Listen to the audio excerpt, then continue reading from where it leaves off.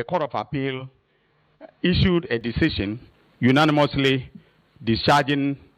acquitting and discharging Sedina Atienu Tamaklo, who was convicted of various offenses in absentia because, she was standing trial, and in the course of the trial, she sought permission to travel abroad for medical reasons and then remain in the United States for the rest of the trial.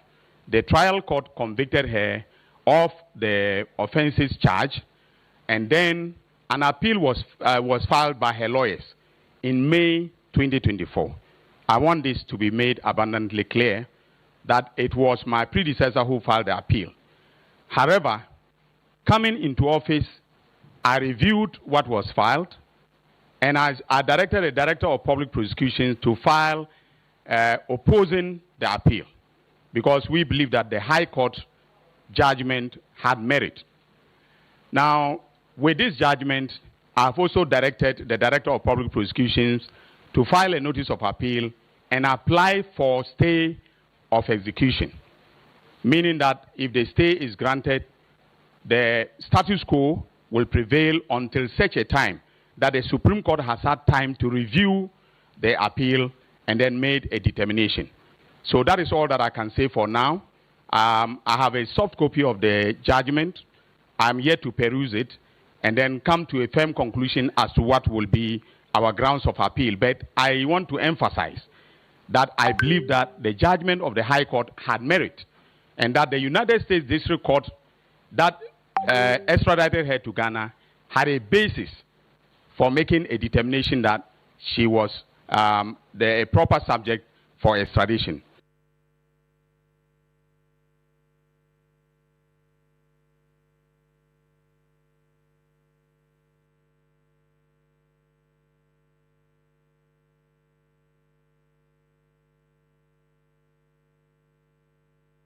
That's the Attorney General, Dr. Dominic Akuritinge Ayeni, earlier this week, directing the Director of Public Prosecutions to file a notice of appeal at the Supreme Court against the Court of Appeal's decision to acquit and discharge the former Chief Executive Officer of the Microfinance and Small Loan Center, that's MASLOC, Ms. Sedina Christine Tamaklo Atienu. That directive has been carried out, and as we do know, it's taken different shapes at least in the last 48 hours. Now, this decision by the Court of Appeal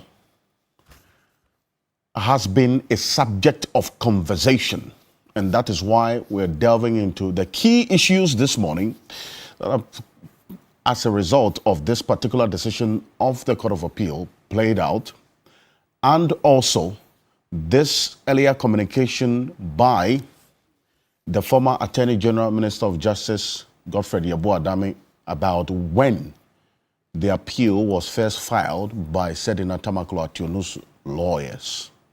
But what exactly did the Court of Appeal say? What was the judgment? What exactly was the ruling against this conviction and sentencing, that 10-year prison sentence slapped on Sedina Tamaklo in 2024? Why was she acquitted and discharged? What will be the chance of the Attorney General's appeal and stay of execution, as has been filed, being successful or not? As we do know now, the Attorney General is very clear in his mind that the charges have merit, as you heard him say. And that's the conviction he has and reason why he is going on an appeal. We'll have a conversation this morning here on The Key Point. Also, the Supreme Court of Ghana declared the delegate system used by political parties to elect presidential and parliamentary candidates as unconstitutional. Now, this is a landmark ruling.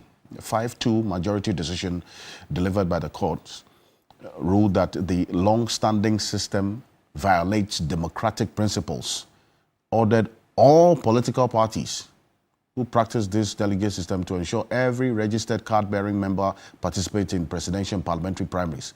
That is the ruling.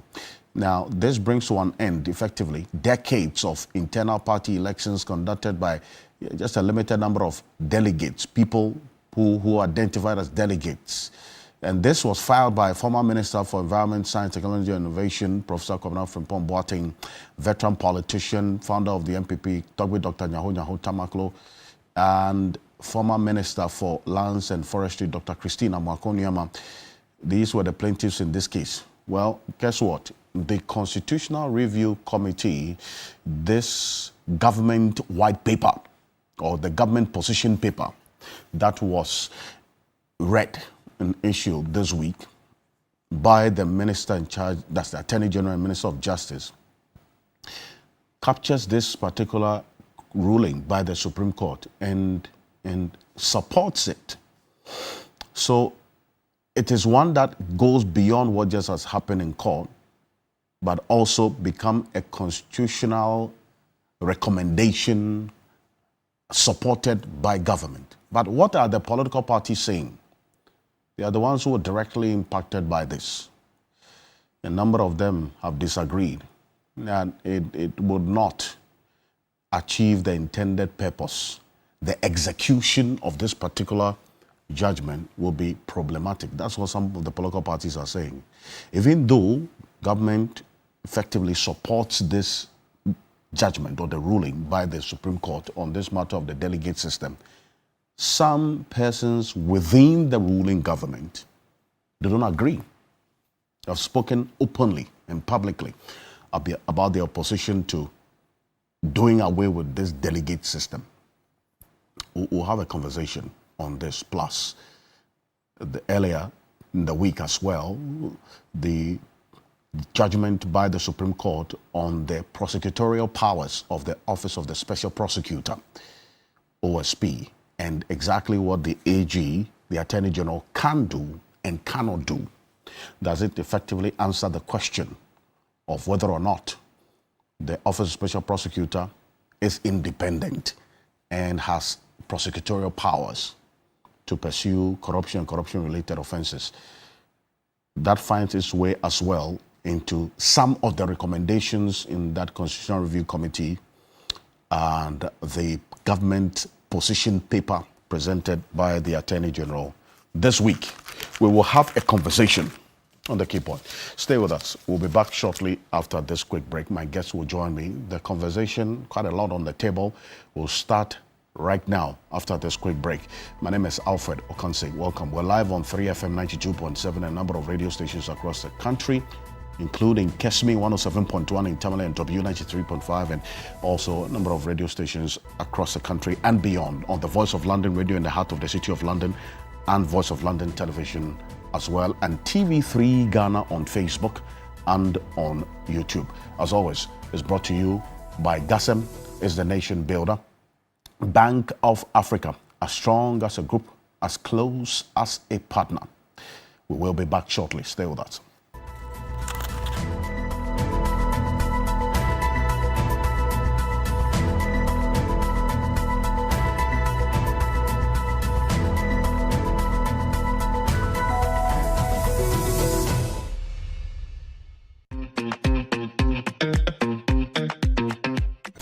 Record a private video of yourself for your lover and accidentally post it on your work group chat. What would you do? I'll call a meeting, ask everybody to delete it because it was a mistake. I'm the best. It's harder than it looks.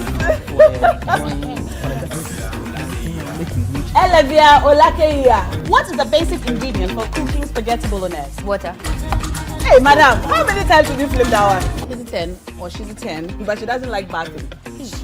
You do not bath, you are not a 10. Fly like an airplane, F up every place and everybody know we born great. Them take me down to me. Just As Tonight shows on Saturdays at 8 p.m. on TV3. Brought to you by Darling XYZ Wine. Darling Drink. Ghana's Most Beautiful celebrates 20 years of culture, grace, and legacy.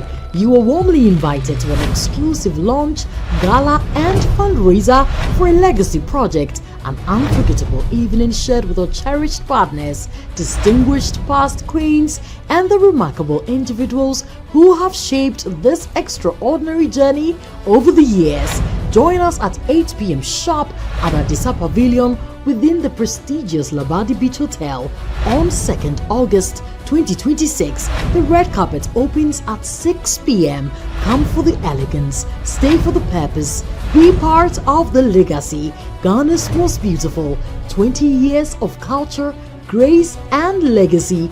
This event is strictly by invitation.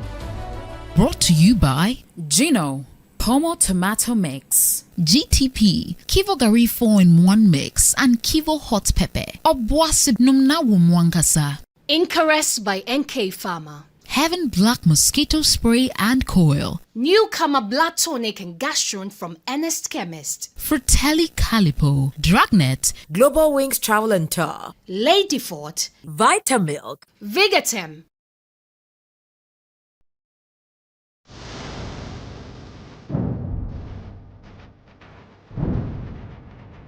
In a world full of noise,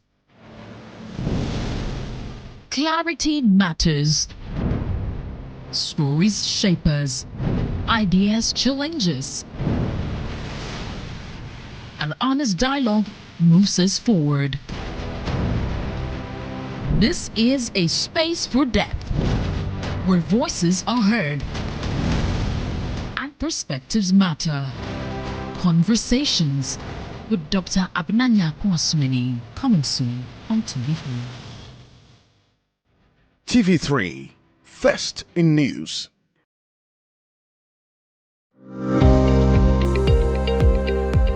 The world around us is changing, not slowly, not quietly. In the north, the rains that once arrived on time don't come anymore. In the middle belt, rivers and forests disappearing overnight. Along the coast, the sea is swallowing land that families have called home for generations. Rising temperatures, failed harvests, homes lost to tides. This is not a warning about tomorrow. This is the world right now. TV3 and the German Embassy in Ghana. The conversation on climate security implications in Ghana. The Climate Talks 2026. 5 cities, 5 conversations, 1 urgent call to action. Tamale, Bolgatanga, Kumasi, Keta, Accra. Starting this June 2026. The climate talks are coming, and this time, the people most affected by Ghana's climate security crisis will be at the center of it all. Because the time for Ghana to act is now.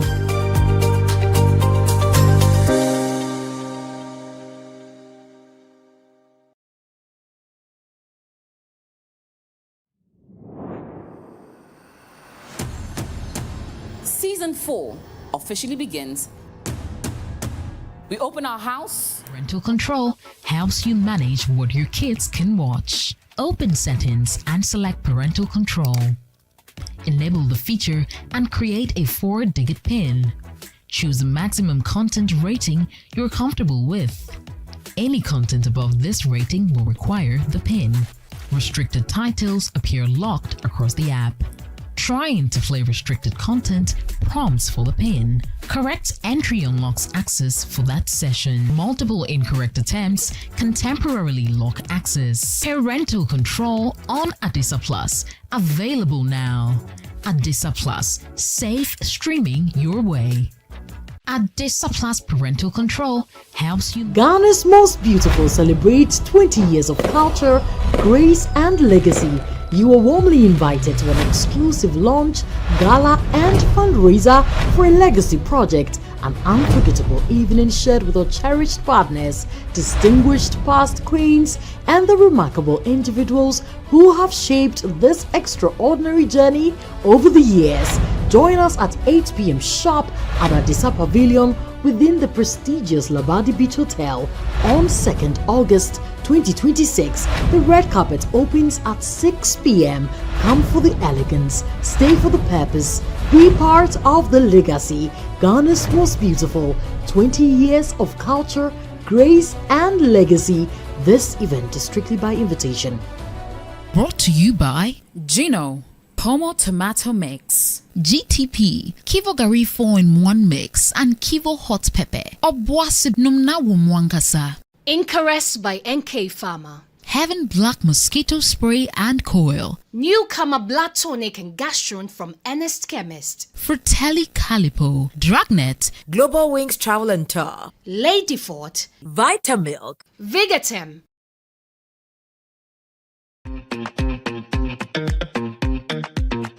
You record a private video of yourself for your lover and accidentally post it on your work group chat. What would you do? I'll call a meeting, ask everybody to delete it because it was a mistake. I'm gonna do best. It's harder than it looks. Elevia Olakeia. What is the basic ingredient for cooking spaghetti bolognese? Water. Hey, madam, how many times did you flip that one? He's a 10 or she's a 10, but she doesn't like bathing.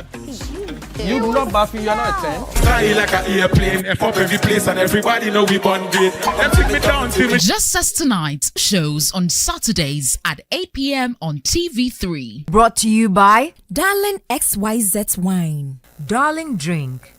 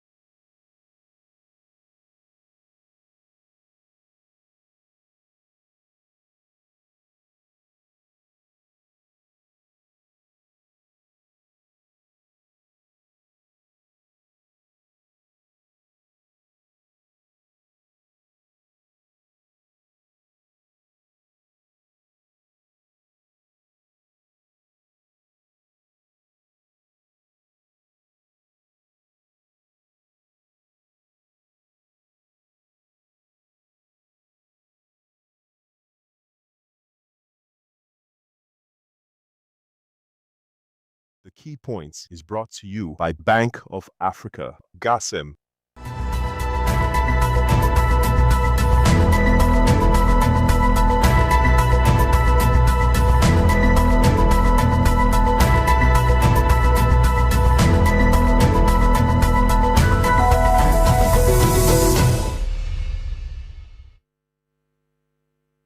The Court of Appeal issued a decision unanimously acquitting and discharging Serina Atienu Tamakulu, who was convicted of various offenses in absentia because, she was standing trial, and in the course of the trial, she sought permission to travel abroad for medical reasons and then remain in the United States for the rest of the trial. The trial court convicted her of the offenses charged, and then an appeal was filed by her lawyers in May 2024. I want this to be made abundantly clear that it was my predecessor who filed the appeal. However, coming into office, I reviewed what was filed, And I directed the Director of Public Prosecutions to file opposing the appeal, because we believe that the High Court judgment had merit. Now, with this judgment, I've also directed the Director of Public Prosecutions to file a notice of appeal and apply for stay of execution, meaning that if the stay is granted, the status quo will prevail until such a time that the Supreme Court has had time to review the appeal and then made a determination. So that is all that I can say for now. I have a soft copy of the judgment. I'm yet to peruse it and then come to a firm conclusion as to what will be our grounds of appeal. But I want to emphasize that I believe that the judgment of the High Court had merit, and that the United States District Court that extradited her to Ghana had a basis for making a determination that she was the proper subject for extradition. Sedna was convicted on very credible evidence and all, and he conducted the appeal to find out from the current attorney general what he feels about the acquittal of Sedna and why Sedna was acquitted. I don't know why she was acquitted. So find out from the current attorney general why that happened. And what he feels. Yes, and Sedna actually absconded after she had actually been confronted with the evidence led by the prosecution. It was not for nothing.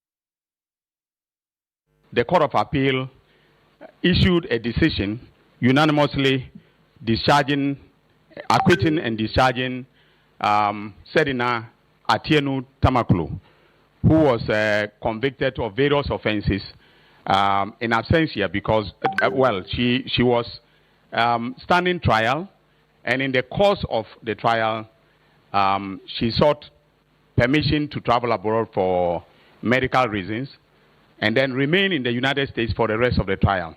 The trial court convicted her of the offenses charged, and then an appeal was filed by her lawyers in May 2024. I want this to be made abundantly clear that it was my predecessor who filed the appeal. However, coming into office, I reviewed what was filed, and I directed the Director of Public Prosecutions to file opposing the appeal. Welcome back to Keep On TV3. We're live on 3FM 92.7, also on the Voice of London Radio in the heart of the City of London, Voice of London Television, as always brought to you by Bank of Africa and GASEM. And my guest joining us in the studio already, you know exactly what we're going to be getting into with what you've just heard the Attorney General and Minister of Justice, Dr. Dominic Akuritingi-Ayeni, put out there. Sedina Tamaklo Atieno. Martin Pebu is private legal practitioner and a member of the oral preparatory team. They've done their work and they are watching closely how the oral cases are playing out. He's joining us in the studio. Counsel, good morning. Yeah, morning, Mr. Kansi. Morning. It's good to be here as usual on Ghana's #1 show. We are unstoppable, unbeatable, unshakable, and all the and. Yeah, it's good. And thank you to the people of Ghana. The program is yours. Without you, we have no program, right? It's your feedback, your corrections, etc. Especially recent times, Dr. Eric Akwesi-Amankwa, my good friend. Perfect. You say, Council, pass here, pass there.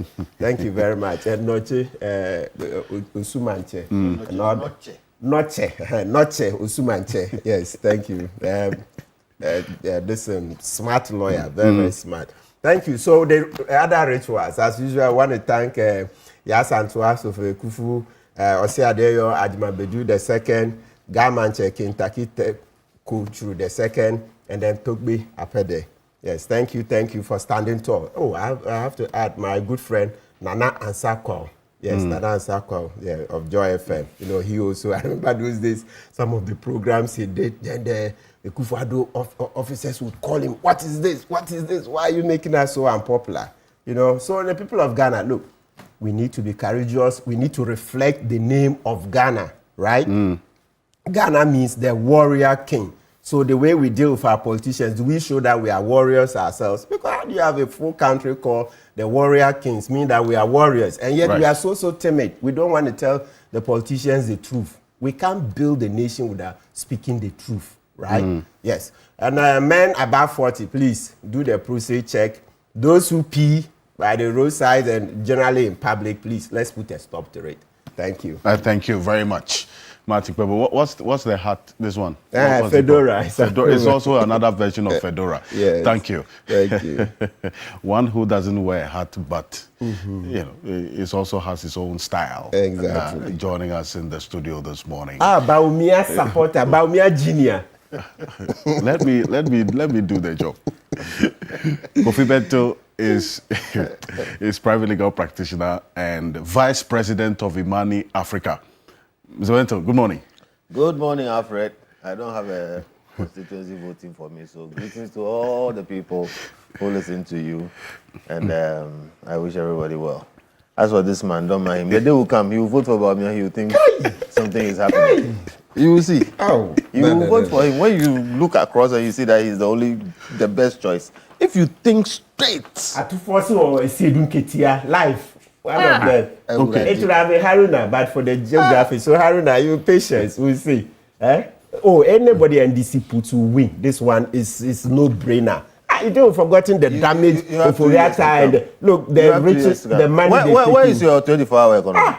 It's there in the budget. Didn't you say that? It's in the budget. How many filling stations are running 24 hours now? DVLA. Is that not going to happen? The DVLA one kills me. The DVLA 24-hour economy kills me. So DVLA 24. My license has been stuck in DVLA for over 1 month. Oh, how? What happened? You are telling me how? I paid premium. I said I should drive to Tema. That is seriously efficient, right? Listen, stations. The Accra offices here have gone the paid premium over 1 month. My license is stuck there. Once in a while, some systems break Once down. a while. But generally, the DVLA one, no, to be honest. The Cape Coast Winneba Road flooded. Oh, the road, the construction, you mean? Yes, we've been. If they can do 24 hours anywhere, it should be on that road. Oh, but Atufosin says they are working on it. It should be on the motorway. Yes. What is going on? Yes. 2 years into the government, the people you have paid, okay, a huge need, okay, and you can't get them to work 24 hours. Laborers, contractors, and whatever, you can't do that. Okay, so that can be taken on board. That they should do the road construction to be 24 hours. Why not? Oh yeah, that I accept. Why not? We are not here to praise sing. So no, the time for election will come. We'll know what has been done. But as for losing, you will lose. You know, there's no way. There's no chance. We're a little over 2 years away from that. What the people of Ghana will say. Even a week is a long time in politics. But we are still bruised. We are still damaged from the damage for what? You did oral, and now you are freeing all your people. DDEP. I say you've lined up your people. Atufosin, Jakpa. But that's fanatical. See the things Godfrey Dami was doing. Godfrey Dami is before the General Legal Council. Gentlemen. You see, they found a prima facie against him in the Japati. You see what will happen. That does not go to the substance of the matter. I said all the knowledge prosecutions you are doing, there will be a few more coming. One will remind Attorney General. He said he will investigate that one. He's setting up a committee. So we have been reminding Dr. Ayeni, the Sagleme one is not closed. You said you will investigate the $200 million. We want to see what they built. Have we had value for money? As for that one, we'll continue to hold you accountable. Let's have the committee and let's have independent people look into it. In the meantime, all your people are being freed on knowledge prosecution. Oh no, but as I said, the ethical, unethical, and the Dufour one, I supported it because it's good for us to take money. So, is that not the one Godfrey Dami wrote that it is too much. Illegal? He said the setting up of CBG, etc., is illegal. The cancellation of the Don't explain too much. No. I said it's Godfrey Dami who said it is happening. It's here. You have a copy, right? He gave the opinion. By the time he gave opinion that they shouldn't have. By the time you are finished, We will look at your 24 hours that it didn't happen. Oh, it's working. You're in Kukon Kitinkiti. You It's spent working. 250 million cedis so It's far. not correct. And we don't. What I is not heard correct? It's not spent. It's released. It's not all that they've actually Release. spent. So the chickens that they gave that people have eaten But that's is no good. money. That's social protection. Oh. That's social protection. So the Kukon Kitinkiti is for social Those- protection. those ones- Wait. The Kukon Kitinkiti. What Part is of it. Part of it is social It's for because they eating. gave- Yes, and so you part spend of 250 million for people to go and chew chicken. No, but what When is you say wrong- you are coming to solve a 600 million, not all importation problem. A few stories. The larger majority. Let's make the distinction. This story, I think, I saw the minister, or let's say, met in Eric Opoku for the first time, sometime last week, and he showed me. Those are a few. Look, let's look at this. Thousands of people. No, just wait 1 minute. Thousands of people were. Yes, 1 minute. Just one. Thousands of people were given what? Chicken. We have broilers and then we have the layers. The broilers are such that they were given to those persons at 4 weeks old, and you have the next 4 weeks to feed them and then sell. So by 8 weeks, they are ready for the market. So if you don't It's have been a buyer, 4 months. if you don't have a buyer, what do you do? It's So been there were 4 few months. people who couldn't find this in sellers, and they decided to chew. Fortunately, I have the policy there. I'll go and bring it. They said as part of the Nkukon Kitinkiti, they want to stimulate local consumption of the poultry. So if you've given thousands of people and maybe 5 people have sent you videos that we are chewing them, it's normal. You are the one explaining. See, we have All a right. 600 million problem in poultry importation. This government has so far put 245 million cedis towards solving it. And because of the bad money, I let you talk. I beg you. Ghana. Huh? The 600 million. I said we had I beg. See, in Not solving Ghana. that problem, you did in Kukon Kitinkiti. You took government money and bought the old chicks, spread it, sprinkled it all over the place to solve the chicken and poultry importation problem. And now you are telling us that people have spent the money. A few people. So as we speak, you are solving the poultry problem. Absolutely. We will see Because in 2 it's years. in phases. We will see in 2 years. Exactly. So wait, but it's Oh, yeah, it's- I'm for waiting. You know me, I'm not Time here does. to All right, gentlemen. whitewash anything. It's Thank what I you. see. We will see. Thank you. Every day, the few people who cheat, yes, they want to use it to say They the said whole they'll of give it to Nkukon you some, right? Kitinkiti is gone. Thank you, Oh, gentlemen. it can't Thank be. you. We can't Thank run you. a country. Thank you. Let me. That a program that is supposed to have given birth, Yes. thousands of them. Yes. You take one instance to undermine. It's your minister who came to say No, it. hold on. I think that we've Abba. taken the words of the minister completely out of context. Thank you. The minister appreciated effort of government to do that. Yes. Beyond the fact, he said, look, this is government's intention to reduce the over-reliance on imported frozen chicken, among others. Thank you. But this is the response we are getting. So we are reducing it.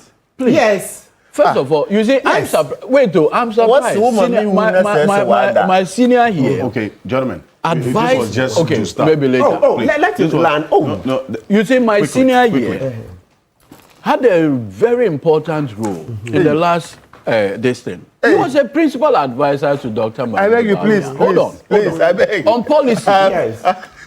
we were told that this. I didn't see my appointment please, letter. The previous administration was doing planting for food and job. By the time we finished, we were importing even maize. That is the record. Yeah. So please, on our Greek, it was so abysmal. Let's give time some time. Exactly. And everything will become in the next Yes. 2 years. We'll give and time some time. Gandhi Tamaklo is the CEO of the National Petroleum Authority, NPA, is a private legal practitioner, director of legal. Today you of the, put of two the of my NBC. seniors here to Forgive me. intimidate me. I'll take it like that. You this man. Good morning. We can't intimidate you. Okay. Yeah, man. The Oh, CEO this is of another stature. state-owned agency is here. Put me and these people yet can intimidate me. Let me say that Richard Ahiagba is actually joining us right now. He is Director of Communications of the NPP and seeking to be its first national vice chair as well. Professor Ransford Jampo, there's another name in there somewhere, which we will reveal.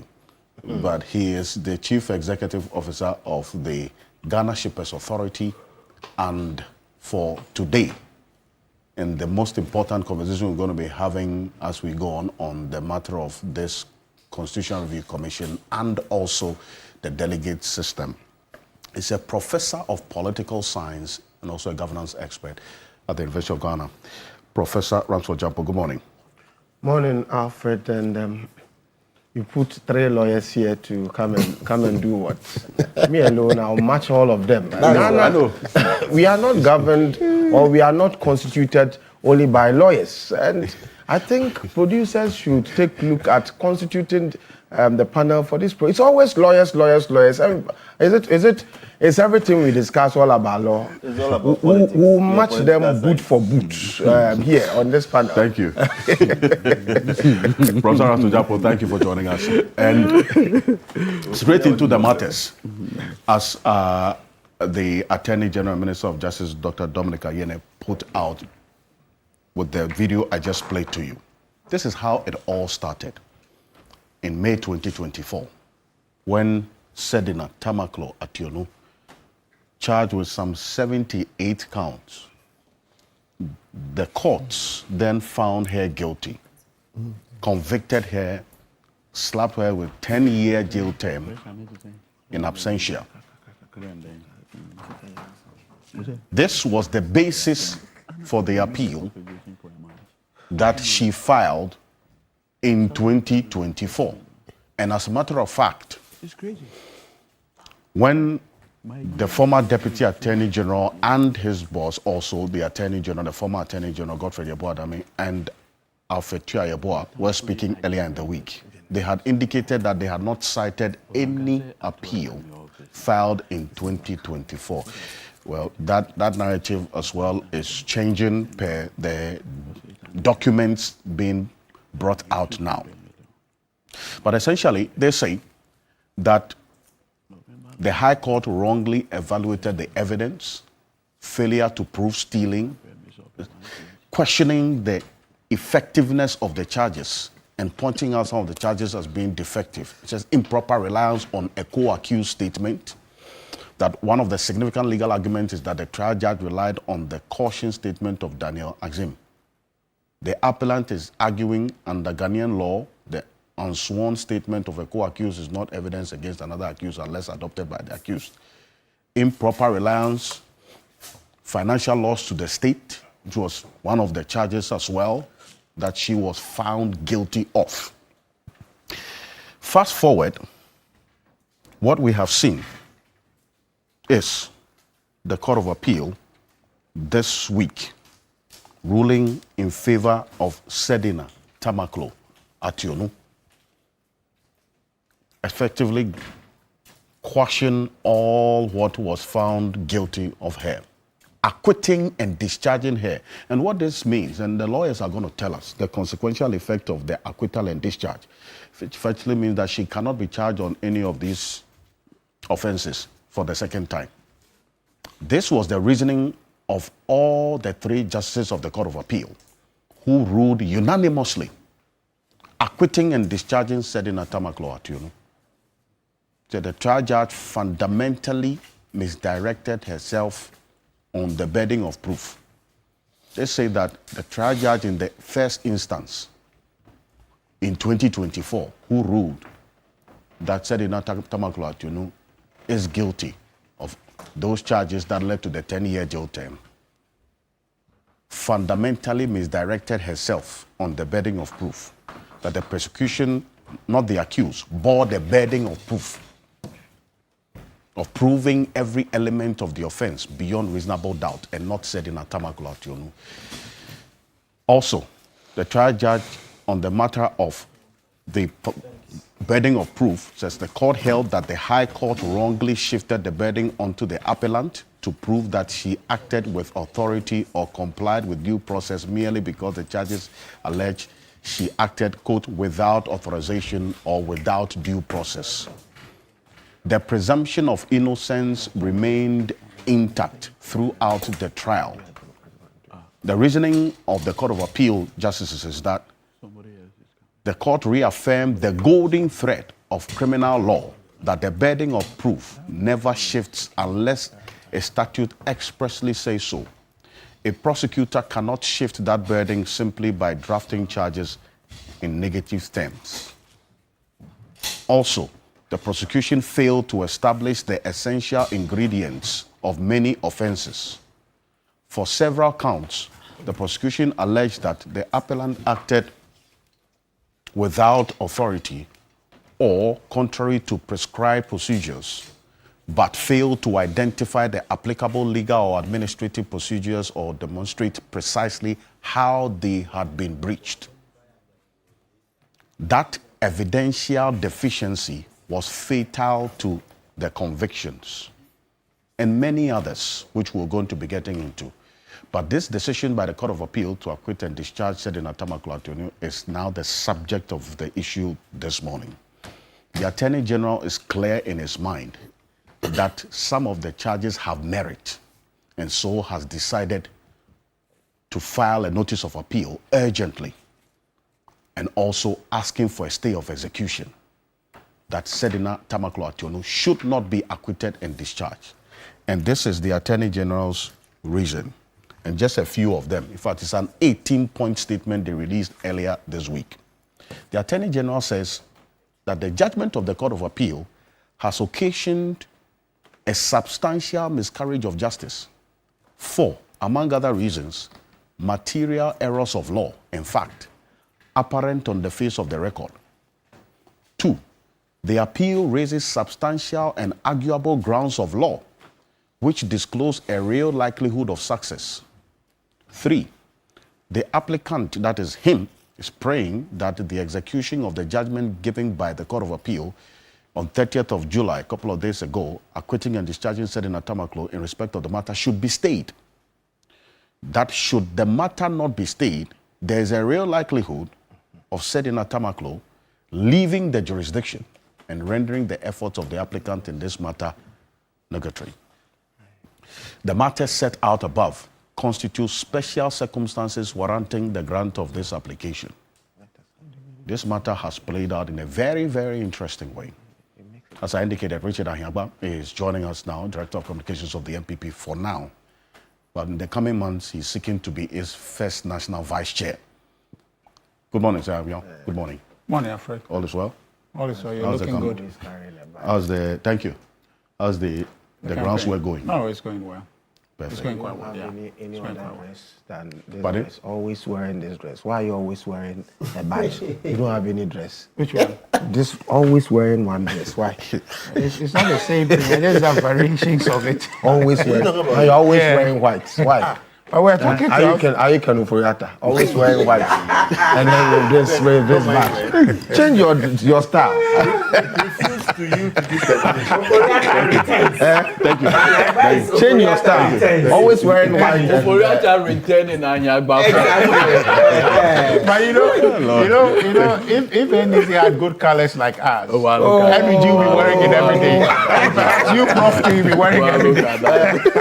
Thank you, gentlemen. Thank you. Because they don't have good parts like us, so allow us. So, thank you very much. The MPP held a press conference this week. They said this Court of Appeal decision is a travesty of justice, essentially disagreeing on all counts and the position that the Court of Appeal held to take this decision. I'll start off with you, Lawyer Martin Bebu, on this. And the reason is the former Deputy Attorney General, when I spoke to him this earlier in the week, indicated that's Alfred Choyeboa, said the charges, some of the charges being defective alone cannot be a basis for an acquittal and discharge of Sedina Tamaklo Ationu, and that there could have been a way to deal with it. For instance, in starting the case de novo, that's all over again, he cited Section 31 of the Courts Act and Section 406 of subsection 1 of Act 30.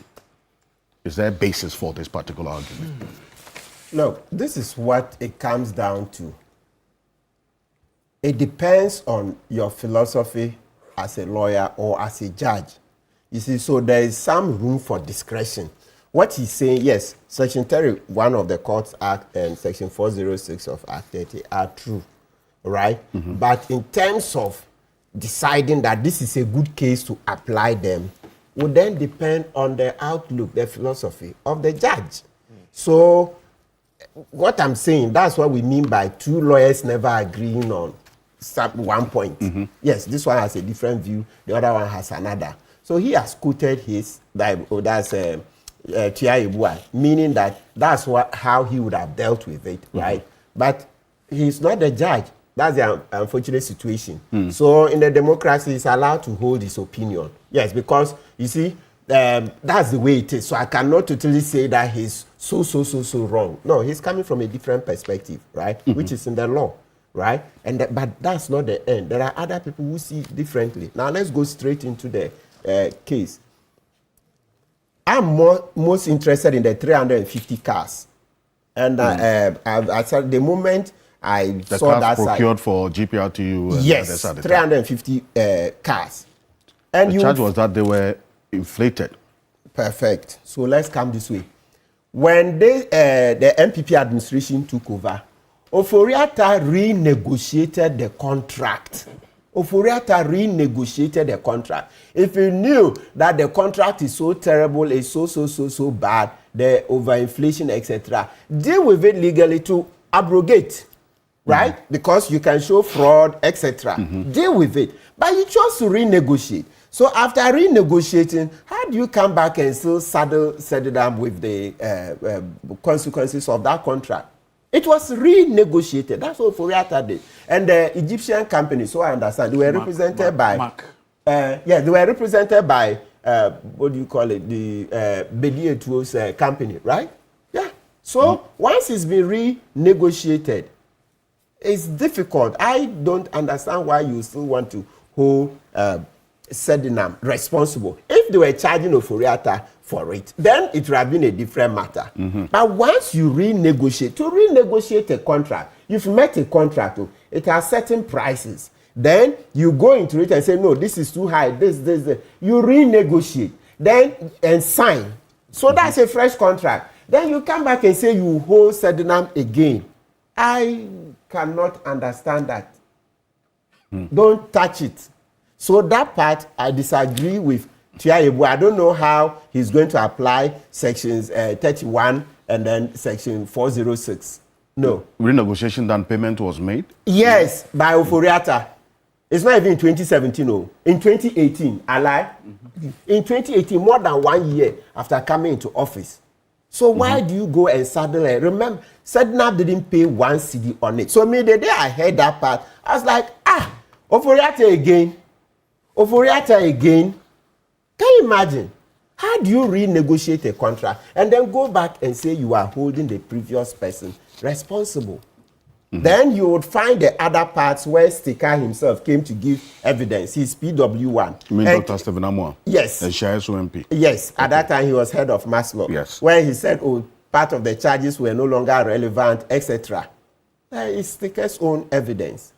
You see? So me, because the AG is gone on appeal, as I say, you know the way I do my things, the part I'm very confident of, I'll speak clearly. The one I'm not confident, then I'll leave it for the Supreme Court to decide. So as for the basis side, to the extent that it was renegotiated and so paid under MPP, I don't see how we can hold Sedinam. And please, let's repeat, for the avoidance of doubt, the charges are what? 78.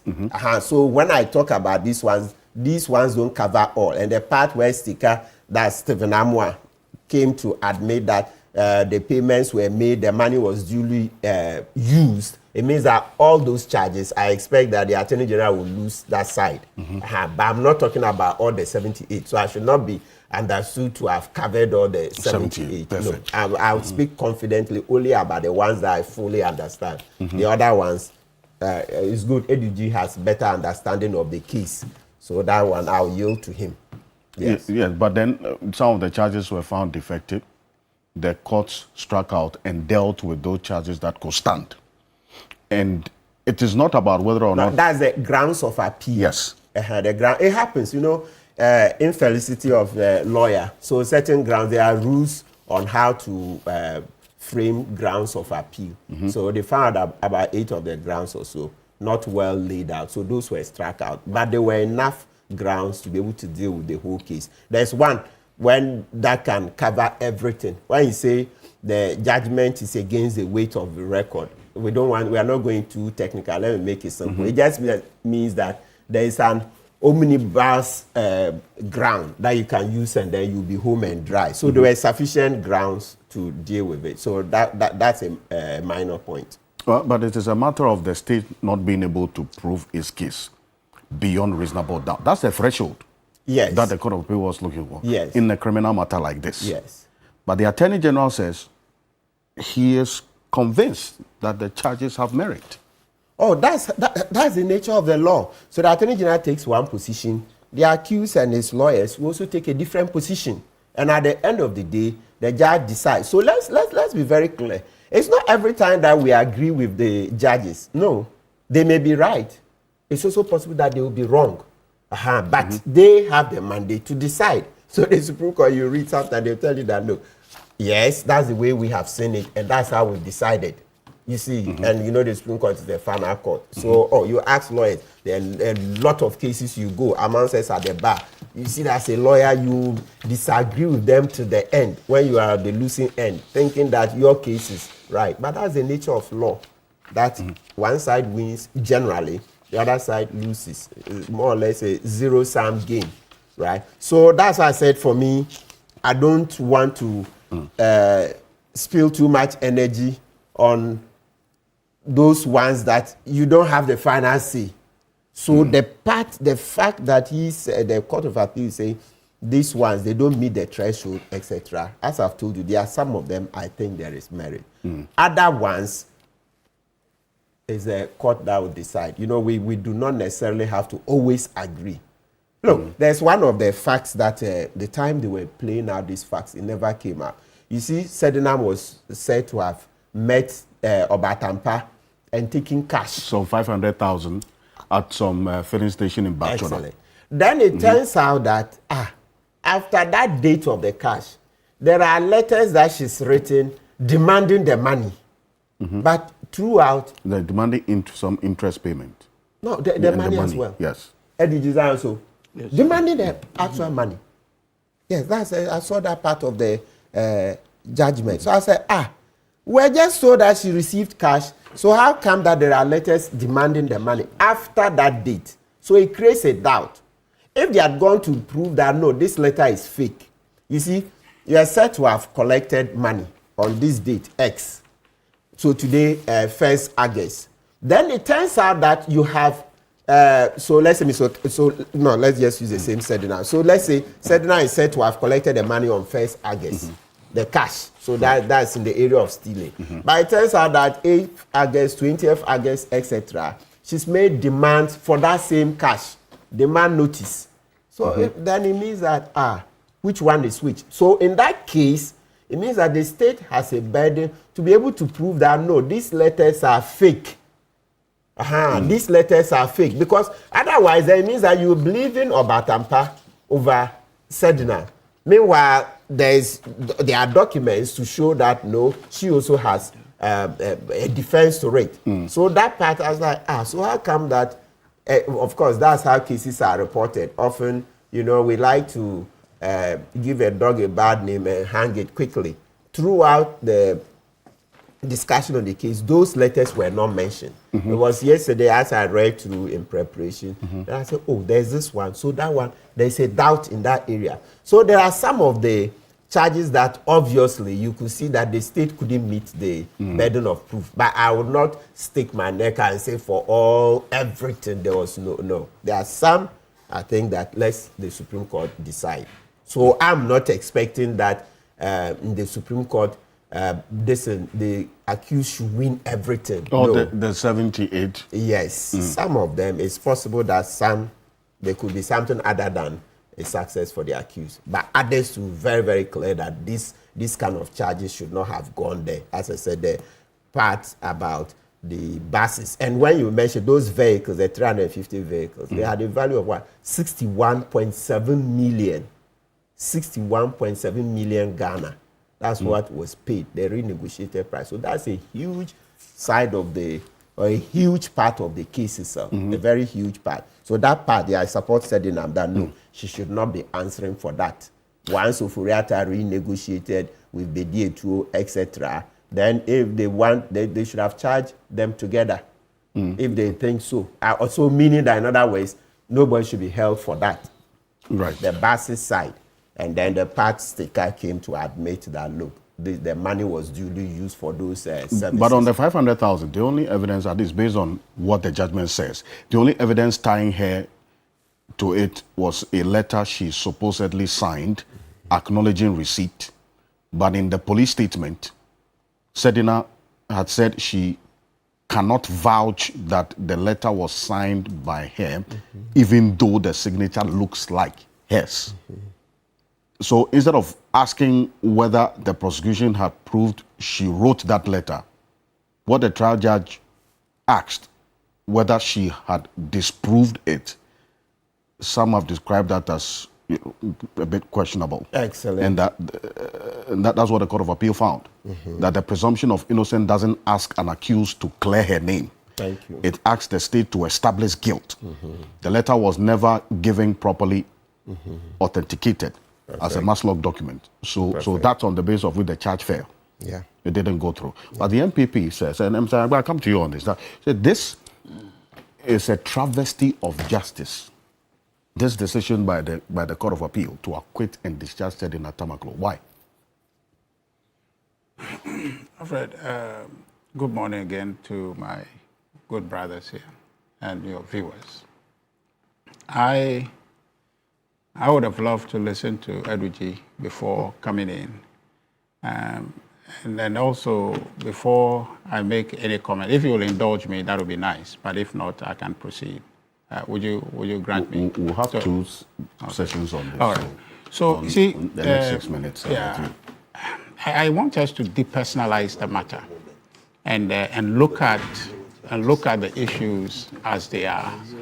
That our commitment is to fight corruption without respect to the individuals involved in the matter. So the discussion should be dispassionate, focused on the grand effort to fight corruption. And around this table, all of us are interested in curtailing corruption because of the demonstrable effect it has on our forward march as a country. So it's a matter that there is no disagreement. Now, when there are issues of corruption, our default position as a people should be that we should set examples that would deter people in the future to want to lend themselves to corruption. So I asked the question that in this particular case, where we are nitpicking and looking for grounds to acquit an individual in that exercise where we are collectively in agreement that we want to deter people from abusing their offices, leveraging their offices for personal end, we are looking for nano-micro basis to acquit an individual. It makes nonsense of the whole effort of fighting corruption. That, for me, is the conversation. Not about legal thing, legal that, legal this. Because as my brother Kwebu has demonstrated, in the law, you can always find basis to justify why you won't punish somebody. You can only find it, always find it. And in this occasion, it's been found. Notwithstanding the validation of the judgment by even the US authorities, which was the basis for the extradition. Notwithstanding that validation, because they looked at the case themselves and established and were satisfied that, yes, there's a case here, so therefore the person should go and answer for it. The Attorney General of this republic, while I see that to be a ruse, his points suggest that, yes, there's a basis for why that ruling or that judgment by the High Court should not be overturned. He says he sees some merit in some of the charges. You say that's a ruse. I don't know, I'm saying that. He's filed a notice of appeal, stay of execution. I don't disagree, but I'm just saying that it's a face-saving exercise. The stay of execution? Oh, yes, of course. Because if you are a government that campaigned that you are coming to fight corruption, and you have come into office, your first order of business was to file nolle prosequi and clear your people. On another occasion, one of your persons who have been jailed or convicted of a crime, you have found grounds to absolve the person from accountability. And you think that Ghanaians outraged about that? You think that a government would just sit back and say, well, I do what I do? This thing is political. We can see it.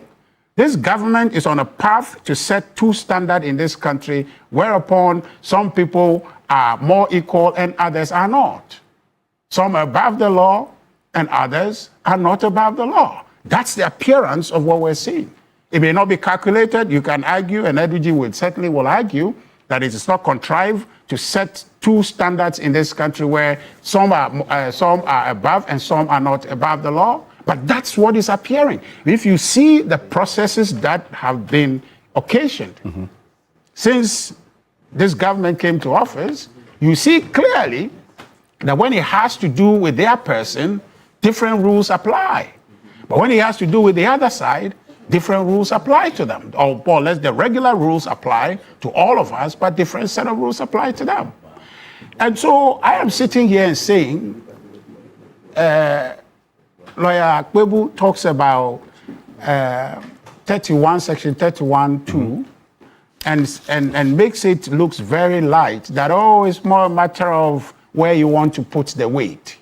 And it's discretionary, that you can willy-nilly put it here, put it there, and of course the law is just there and it's pliable. The application of that, in favor of the defense cannot be that easy. The threshold of use, otherwise that act is useless to begin with.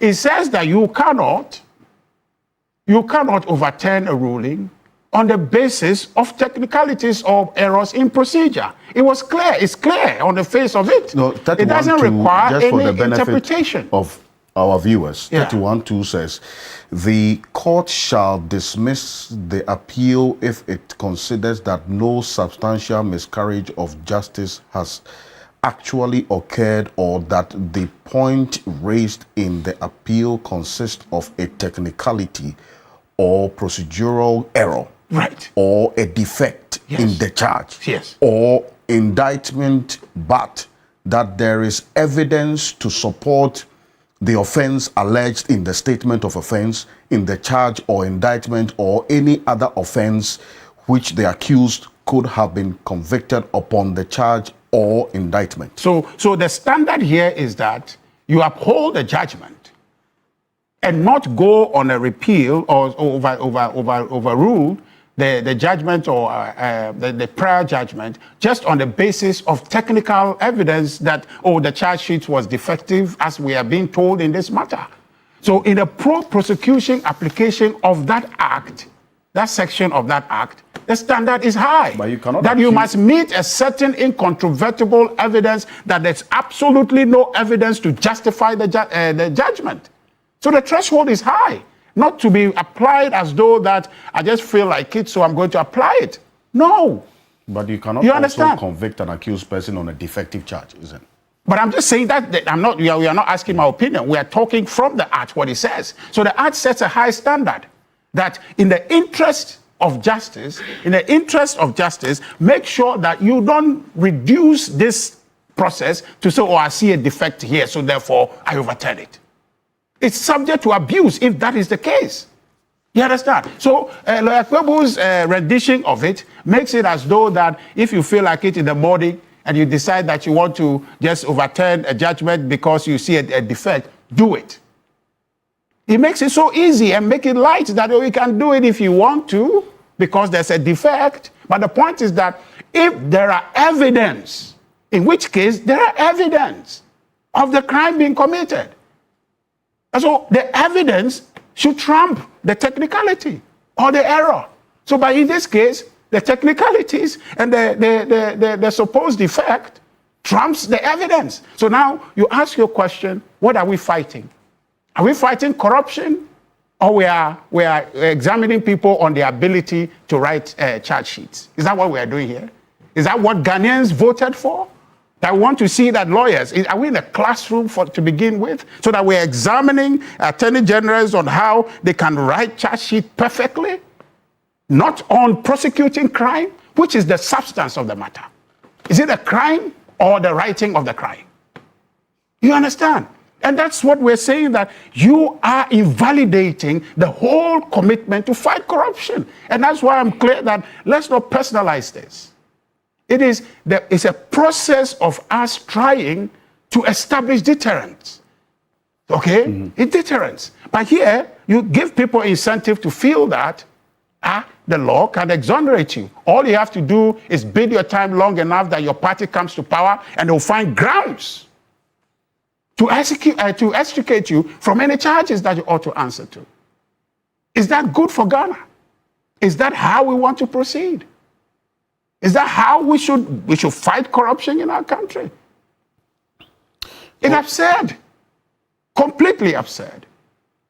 I'm bringing Mr. Bento on this, and as I indicated, you understand on this because yes, thank you, Mr. Bento. I mean, on this same point that Richard Ahangba ended on, the judges struck out the defective charges and raised questions essentially about whether or not the other charges that were so properly filed met the threshold of it being beyond reasonable doubt, as we have seen.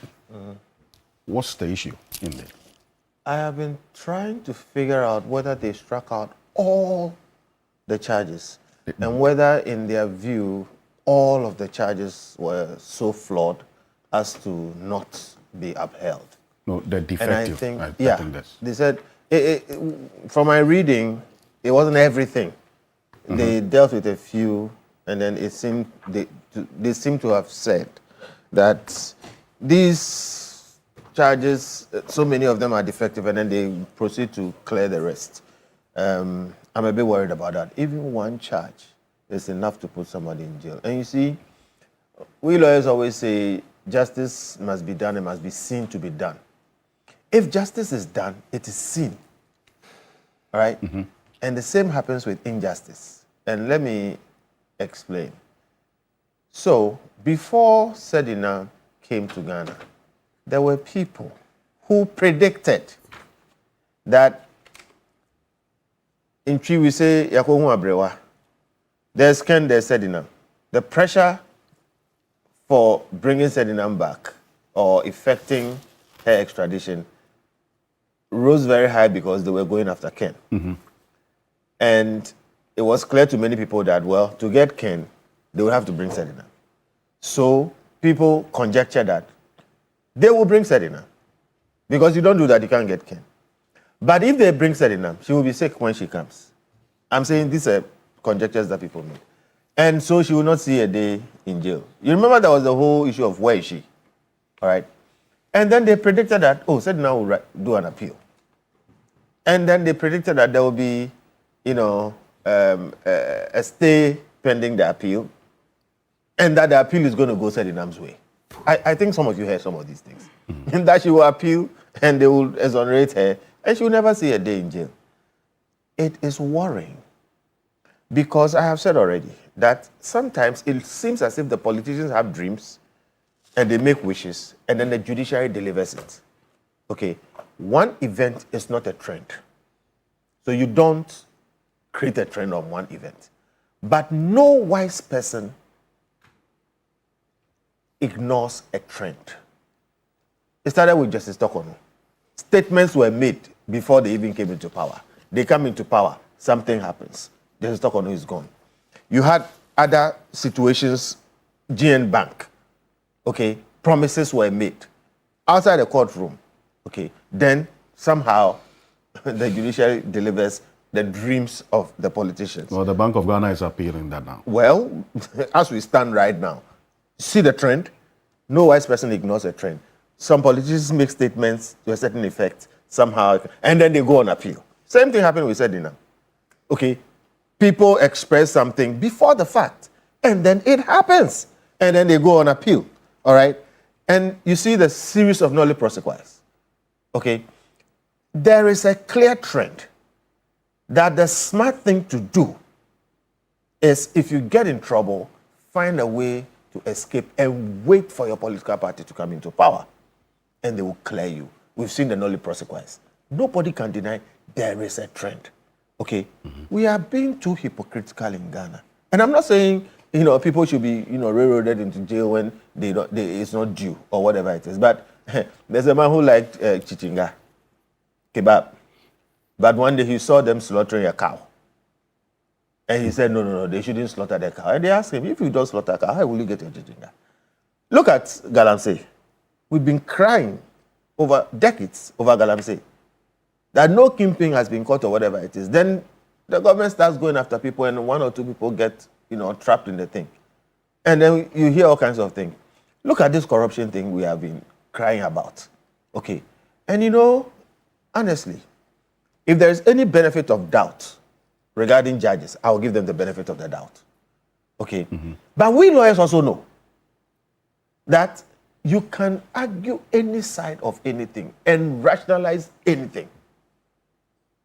Okay. So when you put it all together, it doesn't look like we are serious about fighting this corruption thing, because nobody can convince me, after the work Manasseh did, after the evidence we saw. You go and buy something which on the street is 2 cedis. On the street is 2 cedis. And you alone, when you go and buy it, it comes up to be 4 cedis. And so many different things. The facts were clear. All right? And if even you had issues with some of these, the work of the prosecutor, like Richard is saying, we are not there to judge the work of the prosecutor, although they are important. I have said, okay, and I said it based on the Ken Ofori-Atta case and other things, that we need to look hard at the way our prosecutors proceed, because they mess up cases. That the question is whether or not the state put up a good case. These 78 charges, was it more of a fishing expedition? Was it substance? I'm making a general point, and that's why that's the issue that you're pointing to. So I don't think anybody doubts that what went on in Maslock was untoward. And by the way, let me make this call. Abolish Maslock. Abolish Maslock. When they started, I remember some of these things that Imani says. They say, we don't like anything, and then they'll talk about, ideology. I think it started during the MPP time. MPP set it up or something.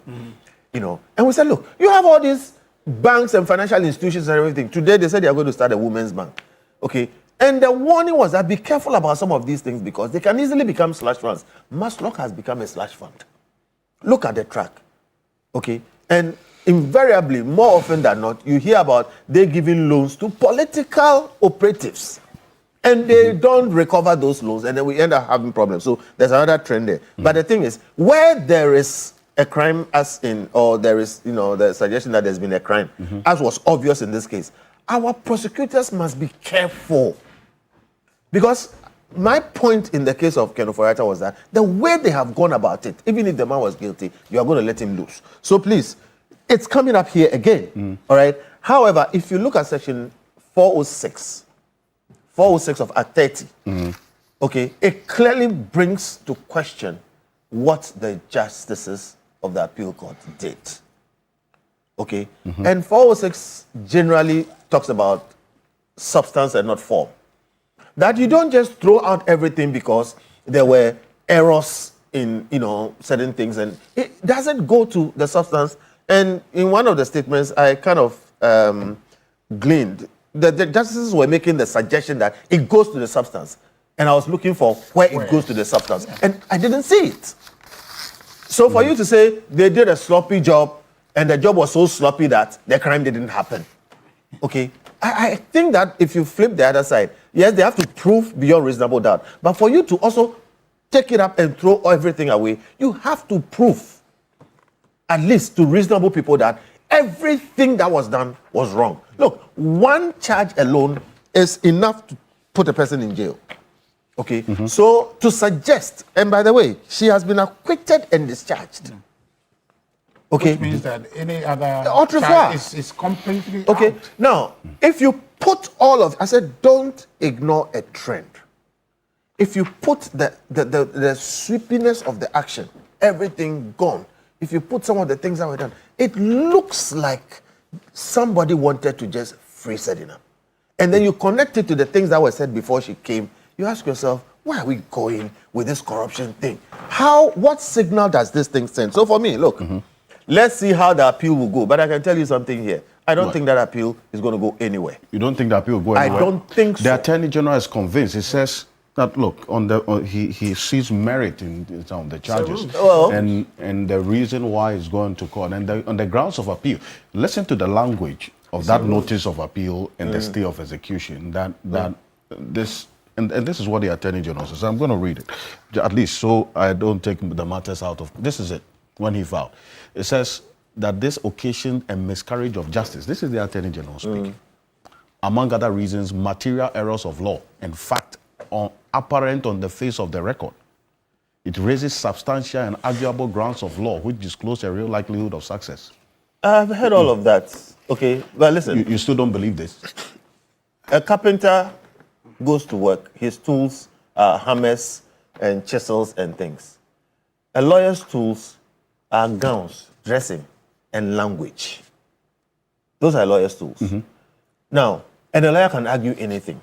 So he can say all these things. We will look at the effect. And clearly, it seems every government comes and clears their people. And this government in 2 years, check how many people they have cleared. Check the value, of the charges against them and what could have been recovered, even if we recovered half. We have cases where they say they are going to recover 60% or so. We haven't seen, what has happened with it. Look, my brother Martin is here. Oral, they were jumping back and forth, up and down. How does this play? Like I said, you like teaching, but you don't want to kill the cow. Okay? We cannot say we are fighting corruption when clearly there looks like, it seems like there's a trend where the government is clearing its people, and then they go on appeal, and we don't know what the appeal is going to do, all right? You can argue any side of any issue if you're a good lawyer. So for me, a lawyer's tools are his dressing and language. So composing the language to say, when the DG wears his coat and his guy and things, it makes him look like a demigod. And then he will use it. So when you hear some of these things, look at the action. Look on the ground and see what the trend is. So for me, like I said, if there's any benefit of doubt, I will give it to the judges. But it also does not look like they acted in such a way as to make everybody believe that this was clear, plain law at work. And it's sad how people are attacking Godfrey Dame. I have said that I think we should watch our prosecutors and get them to do a good job. But I think people are taking it a bit too far and personalizing this thing over the head of Godfrey Dame. All right? We need to do some of these balancing things and make sure that going forward, we will not come back and say the same things when the table is. Is it not because he's the Attorney General? Yes. The buck stops with him, is it Of not? course, yes. But I'm saying some of the language is a bit too personal. All right? And as we speak, and I keep going back to the Ken case because the example everybody remembers. No matter what you think he has done, the botching of the prosecution is why we don't have the situation. And like I said from the beginning, Yekobisa Abrewa. Abrewa is in the US. The same Abrewa looked at Sedinam Tamaklo's case and said, this one is bad. Take it back. The same Abrewa looked at Ken Ofori-Atta's case and acquitted or basically absolved him twice. And that was on the immigration matter. That was on the immigration. I beg. I said, a classmate. You see this? You see? That's why I said we went to ask Abrewa, who is controlling the US courts? If this happened in Ghana, you can say whatever you want to say, but somebody who doesn't care about you, is not afraid of you, looked at the issue and said that this thing, it doesn't look like you are serious. And I'm making the point that I beg. The justices in the US, Ofori-Atta is controlling the justices in the US. Is that what you're saying? Is that what you're saying? You think they are like you people running around here doing what people want? that he attended. Let me make my case. Oforiate's son is in the US, etc. Your son is in the US, so what? That's why. So what? My immigration judges in the US are not independent. No, let's correct him. No. Immigration judges. What are you talking about? They are part of the executive, the Justice Department. Who tells you an immigration? So what is your problem? So you mean he's not an independent? Kenoforiate is controlling the justice system in the US? Really? They are part of the Justice. Let me finish my point. They are not immigration. Oh God! Please. They are not. Oh God! End your point. When you hear the name of Ken, you people, your brains break. Listen, I am making a general point, and the general point is we need to make sure we are doing things. No, it's not true. Please, no. Give the rest of my time to. It's not true. I use only 5 I'm done. I see. I'm coming. Please, I haven't used that time. I've donated the rest of my time to Jampo. No, it's done. Okay, gentlemen. Okay, let's focus. Let's keep focus. 7 minutes. Are you the host? 7. No. Were you the host when you were talking about his time? Please, 7 minutes. Let's keep 7 minutes. Because I indicated that you said you wanted him to speak first. I said. Richard make your point preliminary. Can we crowdfund his campaign? I didn't tell you this money. Okay. The people he's going against are very formidable, so we may want to crowdfund him. Let me bring you on this, and you see on where Mr. Bento ended about Godfred Dame. He issued a statement yesterday. He described this Court of Appeal judgment as very weak. That he has read, and I'm quoting from the statement, I have read the judgment and my initial comments are that it is poor in reasoning, poor in analysis, and lacks proper evaluation of the evidence on record. The judgment is very weak and cannot meet legal scrutiny. If the charge sheet, as they claim, was defective, then there are 2 ways or 2 key statutes the Court of Appeal ought to have considered.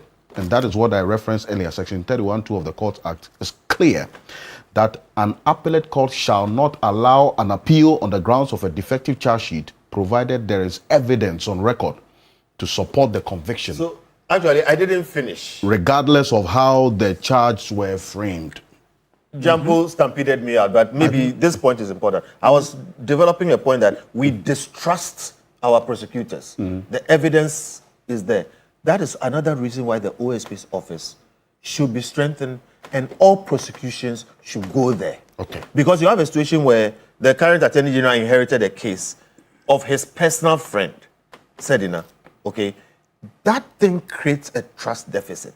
So going forward, I am looking across the political lines and saying we need, if we are serious about fighting this corruption thing, we need to get to a point where we trust what our prosecutors do and that cases can transit prosecutors and not be so affected by politics, because that's a major problem that we have. And part of what you read is the same, goes to the same point. So, Professor Jampo, don't be stampeding me next time. Let me finish my thoughts. So, Alfred, first of all, I listened to my senior Martin Pebu. I listened to the other 2. And I have no doubt at all that this morning, my learned senior Kofi Bento decided not to do law, but politics. Why is that?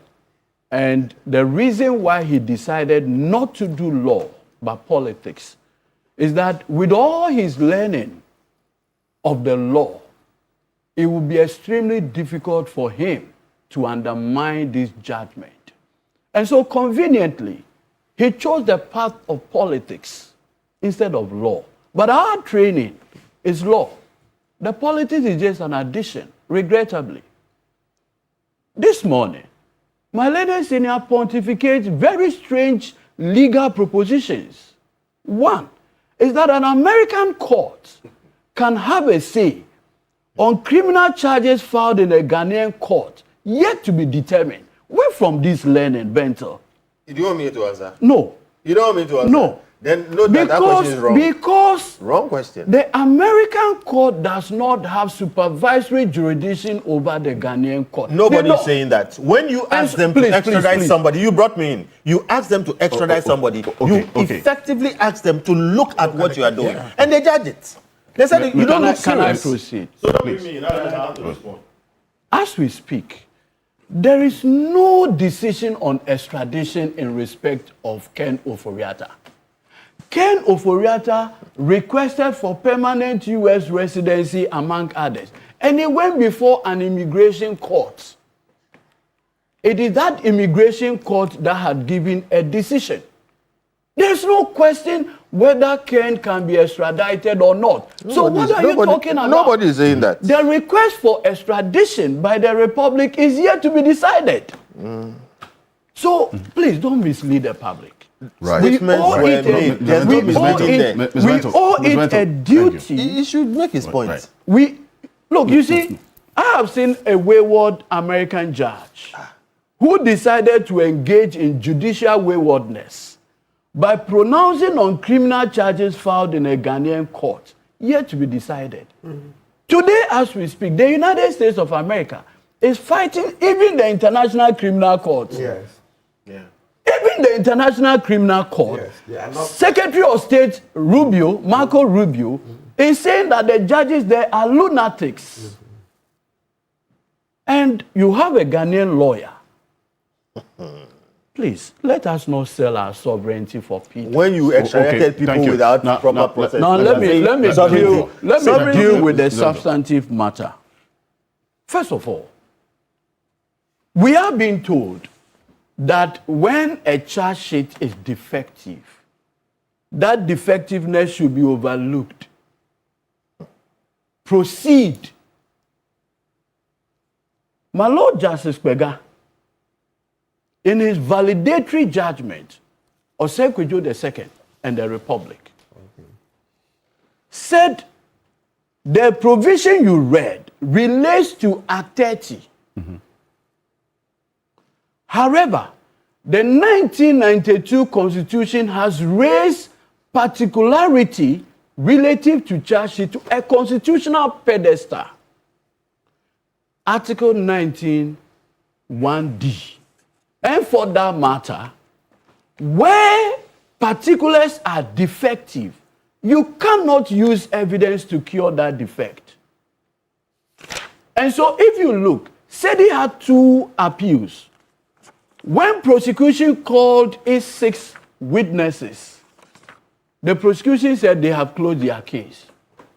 A submission of no case was done. One of the issues SEDI raised right from the beginning had to do with the defectiveness of the charge. The High Court judge said, proceed and answer the charges.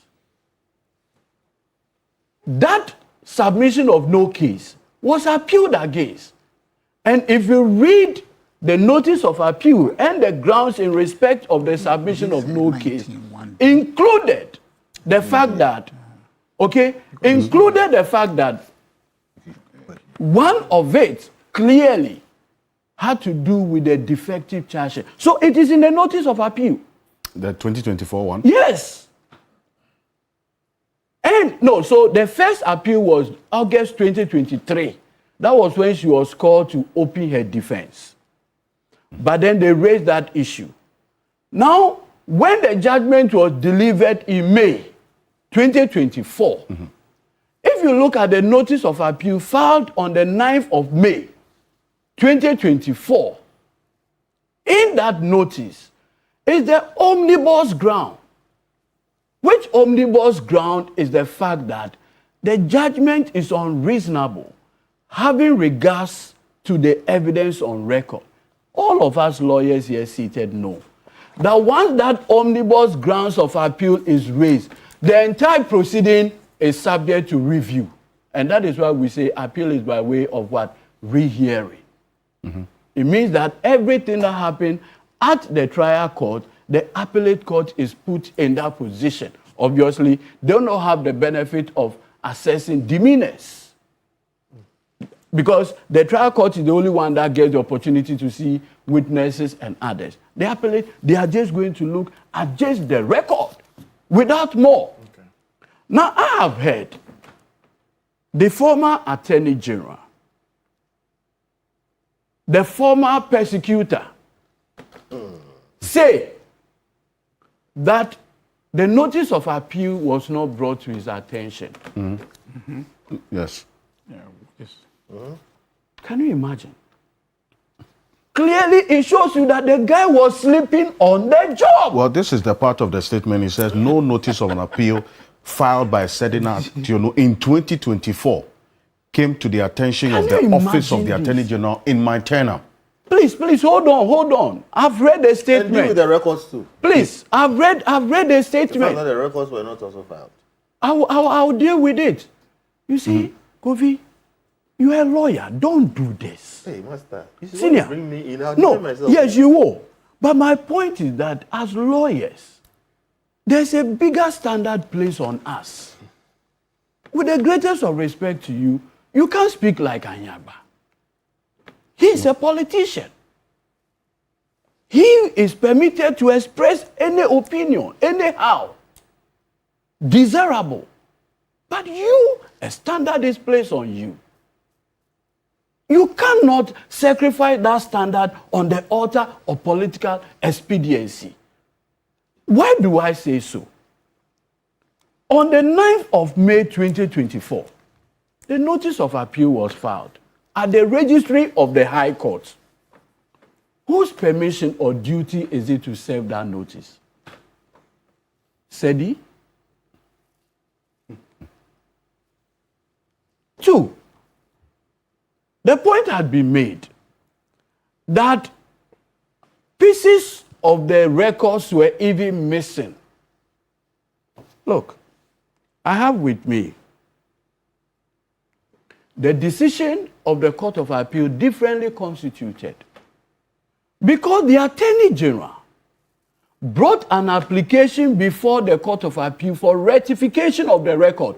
Is that not the procedure that the rules permit when you have issues about the records is to apply for rectification? The Attorney General applied to the Court of Appeal presided over by Justices Georgina Dacha, Amedahe, and another one, who reviewed, in fact, said these lawyers opposed the application on the grounds that the very document they claimed were missing are documents that the prosecution itself disclosed to them. And so for that matter, you cannot be saying that your own document is missing from the record. Said these lawyers oppose it. The Court of Appeal looked at the two sides and came to the conclusion that regardless of the fact, your claim that the prosecution has it already, our decision is that the records ought to be done again. And those documents submitted to the Attorney General. Are you aware of that? And so what have you decided to do? Bandy misleading information to cheer up your supporters who have lost an election. Said this is not the reason why you lost your election, a devastating election. Said this is not the reason. Now there are substantive matters. First of all, the counts were 78. The defective counts were even less than 10. The rest of the charges were evaluated on their merits. You did a shoddy work, poor work. Godfrey supervised a poor work. That's why he doesn't disagree with you. And you know why? He never took his work serious. What do you mean by that? Yes. And I'll tell you. And you see, sometimes when I listen to Godfrey, I say, look. I beg, the man is not here. Stop. But the statement he issued, what do you think he was doing? This is an innocent person that he seeks to attack and destroy. Who is the innocent person he's attacking? Oh. The man is AG doing his work. If he's here, he will defend himself. But I am complaining. So let him finish. Let me make my point. Let me make my point. I've listened to him. So are you referencing the statement he made? Yes, the statement he made. I'm not permitted. Who issued the statement? No, you deal with the statement. No, Kofi, who issued the statement? What is this trying? Imagine if it's found that there was no notice of appeal. Do you know what Godfrey would have succeeded in doing? Is to undermine even the judges. Why would you have entertained an appeal when there is no notice of appeal? Are you referencing this particular document? See the date, 9th. Where is it? The registry of the High Court. 9th May 2024. Signed, High Court, Accra. This is fictitious, shameful. And you think this person should be taken serious? And you see, the painful part of this conversation is that, and like I said, this is not one who. In the Atuforse matter, the same shoddy work was done by him. What happened? The same High Court judge says the burden was shifted on Atuforse. Look, I have always maintained the only work I would do permanent is to be a lawyer. It's to be a lawyer. Petrol. Right now, you sell petrol. That's why I say permanent. This one is not chieftaincy title. I will leave it. You understand? So I have always been cautious in dealing with legal matters, particularly those that borders on the liberty of an individual. The liberty. You have a situation where the justices of the Court of Appeal had the opportunity of evaluating. And look, I am not surprised. Look, when the Court of Appeal acquitted and discharged Atuforse, go and look at Godfrey's statement he issued immediately. Was to attack the justices of the Court of Appeal. That's him. Because it didn't go in. Because it didn't go his way. This is an attorney general who today, a former attorney general who today, the disciplinary committee of the General Legal Council had found a prima facie case of professional misconduct against him. He says the Republic when was the last time you saw this happen? Said the Republic had nothing to do in this 2024 matter in terms of the conduct of that appeal. Look, let me just go That's ahead. what he references. The office of the Attorney General does not belong to Godfrey Dame. It is an office that continues. The state prosecutor on record, if you read the judgment, the Court of Appeal judgment, do you have it? Yes. There's a named individual there, Hilda Craig. Mm-hmm. She was part of the people who prosecuted the case before the High Court. She handled the appeal and a different outcome. Unless, of course, my friend here, and listening to Ahiagba has, won't me filed a notice of appeal? I know that the process underway. I don't know if they're found. Yes, this was so the understanding I get from you is that you expect only one outcome from the Court of Appeal, a dismissal of the appeal. No, not exactly. I didn't say that. I didn't suggest that. You didn't know why I asked you that question. Well, I didn't suggest that. Think through my question. Think about what Martin said earlier. Before you answer. But you see, I asked you this question for an obvious reason. So that is a blackmail question that you asked. You see? It's a trick question. Yeah, it's a blackmail question. You see, what's the point? You see, the point I am making is that, Alfred, I've heard people who have not even read the judgment pontificate on it. Yeah. This morning, when I listened to my learned senior. Your learned senior, Martin says. No, you. Your I'm coming. Listen to him you would stay calm. Rehearing was the normal outcome of this. Kofi, listen to me. Listen on your philosophy. Listen. No, what philosophy? He is not even. Listen to him. My point is that, Kofi, with the greatest of respect to you, you have not exhausted this judgment. You have not. I've listened to you, and you have not. And you have Tell not. Me when. You have not because if you read this judgment, it will expose your prejudices. No, what exactly? What I've read confirms what I've said. You see. But you have not read all. Please, the defective charges. The defective charges. For instance, count 45. Conspiracy to commit crime, namely, willfully causing financial loss to the state. Contrary to section so and so. Now listen to the particulars. Said the now Christian Tamaklo Ationo, Daniel Axim, April 2016 in Accra, in the Greater Accra region, agreed to act together with a common purpose to willfully cause financial loss to the state. That's it. Kofi, you read criminal procedure. Point. We both did criminal procedure because without it, you won't be a lawyer. Is that how you put a criminal charge? Martin is an authority in criminal law. He says The point here, if you read everything, Martin never said that. He never said it's Martin, he is not saying. I am saying. Please stop. I am saying. Please authority in that. He says the natural conclusion. I agree with him. That's what I'm saying. So. Hold on. He's an authority. Martin is an authority. Because they study him in criminal. You bring me in, I'll answer you. He said rehearing is the normal thing that you should have expected in this case. If you keep. Because you should stay on his case. If you read the counts, a count should be an invitation to offer a defense. So the count must contain an act or omission. Where is it here? You are wrong. So please, why am I? No, wait, for the public's sake. Why public's sake? Just note it. A count is not an invitation to offer a defense. A count is a statement that the prosecution must Mr. Bento. Mr. Bento. You see, you don't even know what you are talking about. Okay. No so if you look, in the Republic versus Ernest Thompson, Ernest Thompson challenged the charges that were brought against him. The High Court dismissed it. He said the charges were defective.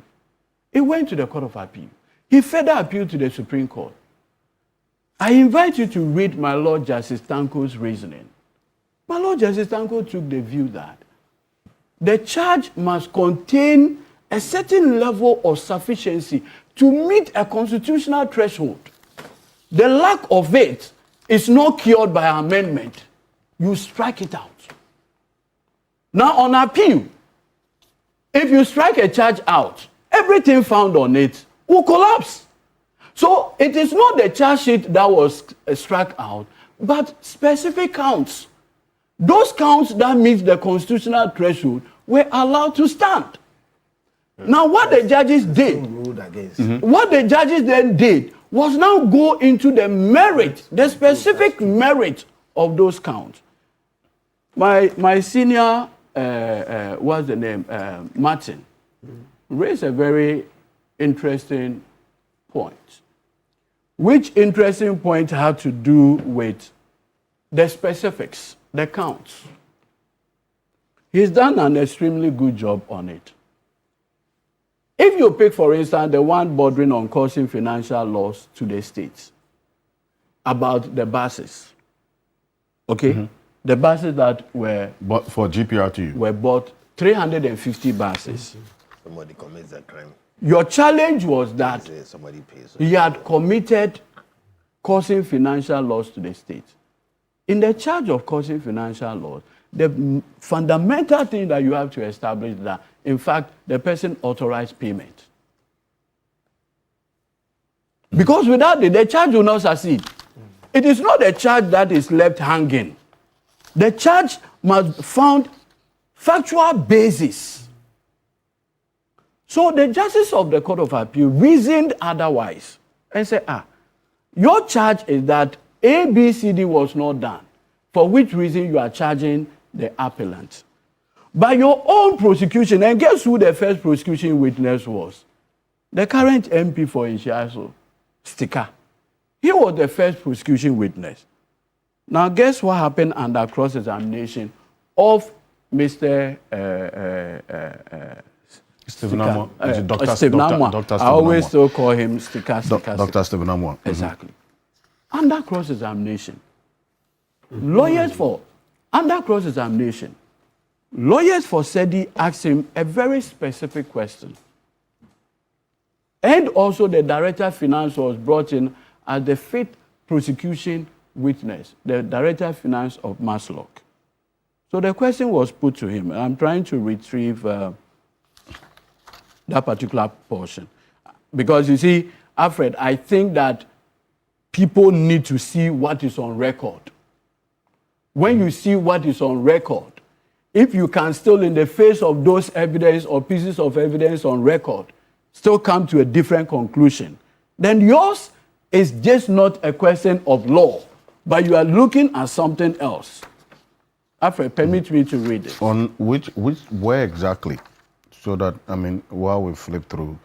No, I'm going to the records, the records of proceedings. Sticker. Okay. PW1. you will see his testimony at page 80 of volume 3 of the Record of Appeal. Page 80 of volume 3 of the records. Question. You also know from your records that the contract for the acquisition of the vehicles had been signed by your predecessor, but not a single cedi had been paid by Maslock. Is that correct? Answer. Yes, my lady. That's the car. That no payments were made. Yes.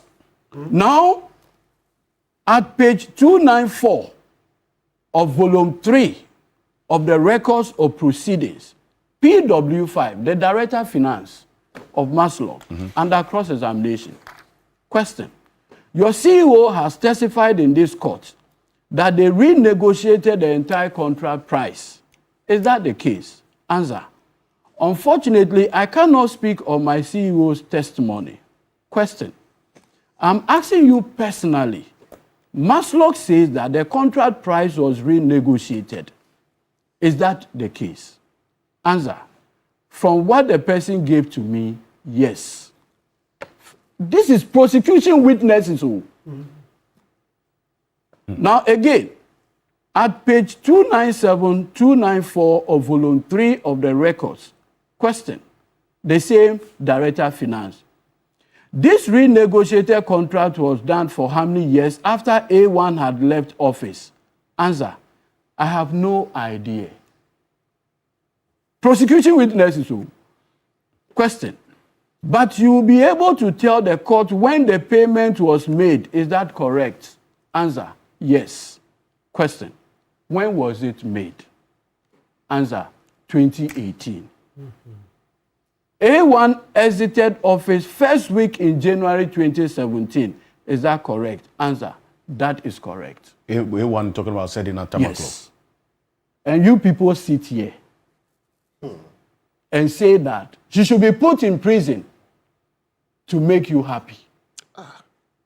So, what kind of democracy are we running? Now, even shocking. On what basis? And what do you? I'm doing merit. I mean, I'll yield to them. I invite you go to the judgment. Page 85. Please, are you there? Page 85. 85 of the judgment.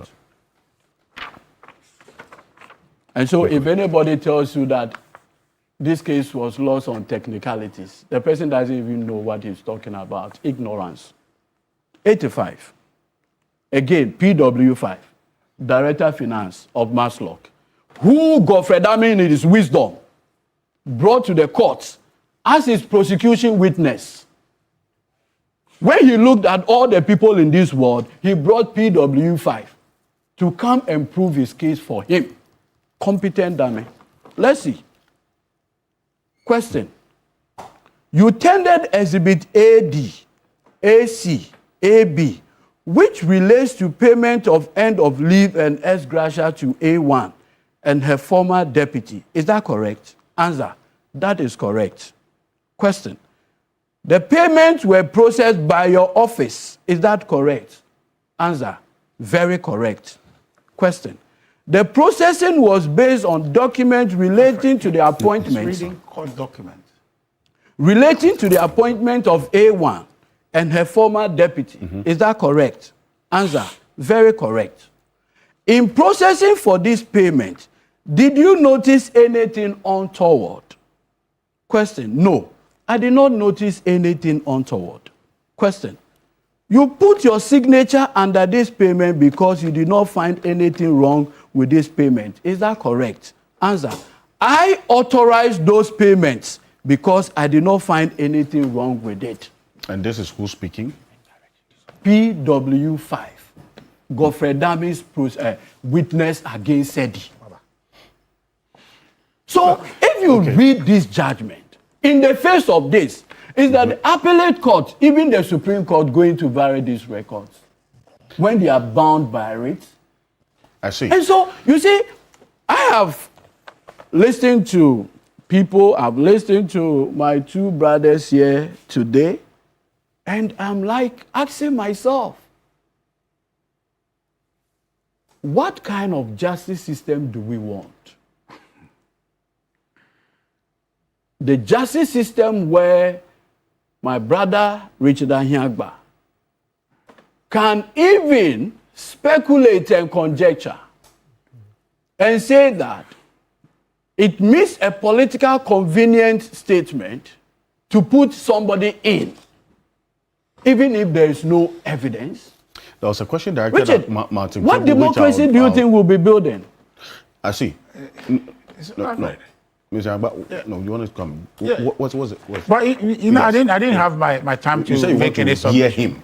So that yeah. So now it's my time. What's the issue exactly on what he's talking about?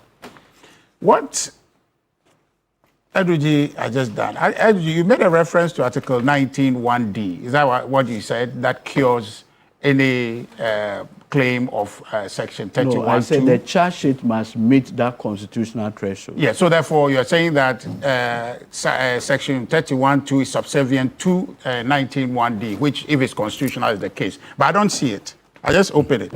19(1)(d). I don't see it there. So maybe if you can advise me, because what I read here doesn't say that. So in other words, 31(2)(c), 31(2) should uphold.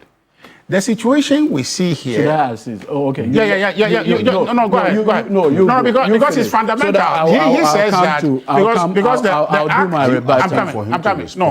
No, so I can see what he says, because I'm responding to what he says. Okay. 19(1)(d). I don't see what he says should be the case there. Oh no, just give me the context. You understand? But I'm saying that, Alfred, if we are here committed to fighting corruption, everything my brother Edwiji just read is to the effect that a payment has been made for a commitment of the state to a certain cost. And he says that because it was paid by another person, you understand? Renegotiated. And paid by somebody other than the person who committed the state to that payment, then there's no crime. What?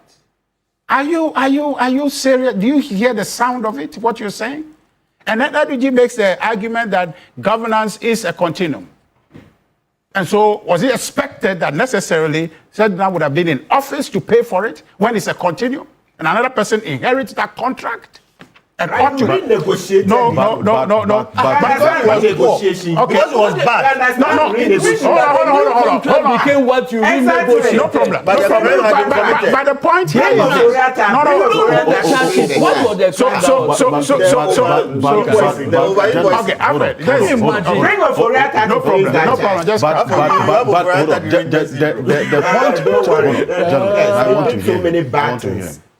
the point you made about the inheritance of a particular contract. That's why you to the extent that renegotiated. the contract was renegotiated, Yes, it became yours. And figures changed, Yeah. reductions made, and Became payments yours. made. Does that still put the burden on the It's a person? different thing if you had paid on that original contract. Absolutely. Hold on, let me finish. Does the person who negotiated the contract that you have renegotiated still have the burden of answering for a contract that was never signed? Alfred, this thing you just asked me. Alfred, no, let me. please go ahead. This question you just asked, does it sound logical to you? No, Absolutely. Oh, please. No. Mr. Agba, does it sound logical to you? I'm bewildered. Are you asking a question about the logic of the question? Yes, because you have to be in a certain frame of mind to ask me that question. What exactly are you talking about? Well, I'm coming. Mr. A commits an act that commits a state to a certain payment that is seen as egregious and therefore causing financial loss to the state. Another takes over, identifies the irregularity of it, renegotiated it to save the state money. Yes. That action is independent of the original act which committed me to that amount. Are you following the logic I'm trying to advance to you? You commit me to a certain payment. I come in and I charge you for causing financial loss to the state. Then I proceed to mitigate the loss to the state by renegotiating it. And you are saying that the renegotiation I've done should inure to your benefit, when you have committed me to a higher threshold.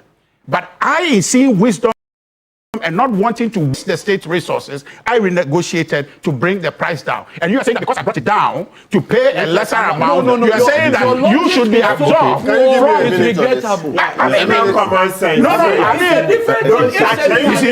you see what is happening? I wanted to listen to the logic of your answer. I wanted to listen to the logic of your answer because hold on. You cancel it. Hold on. Yes. Do you know? And Aduji and Kwebu, you are lawyers. Is that not the case? Absolutely. Our contracts. I was to come to you. You weren't seated. I didn't do my submission. I beg you. I beg you. Oh, you did. No, I didn't. You said something preliminary. Yes, you made your point. There was nothing preliminary about it. I just didn't have my time. I wanted to listen to Aduji. Now, Alfred, just hold on. And I wanted to understand the logic of your answer, but I still don't get it. Here's the point. Aduji and Kwebu are lawyers. I want them to answer for me if contracts are sacrosanct. Not always. We have what we call vitiating factors. If you find that there's misrepresentation, there's mistake, there's undue influence, etc., you can cancel it. Okay, no problem. No problem. So now let me help you with this. So you are saying that because there was renegotiation in their contract, there were grounds for that contract to be declared void. Absolutely. Because, void. So negotiate an invalid contract. So what? You're even undermining the point. No, the point is why can't you not be? Why can't you be quiet? Why can't you be quiet? Because the point that is being made. No.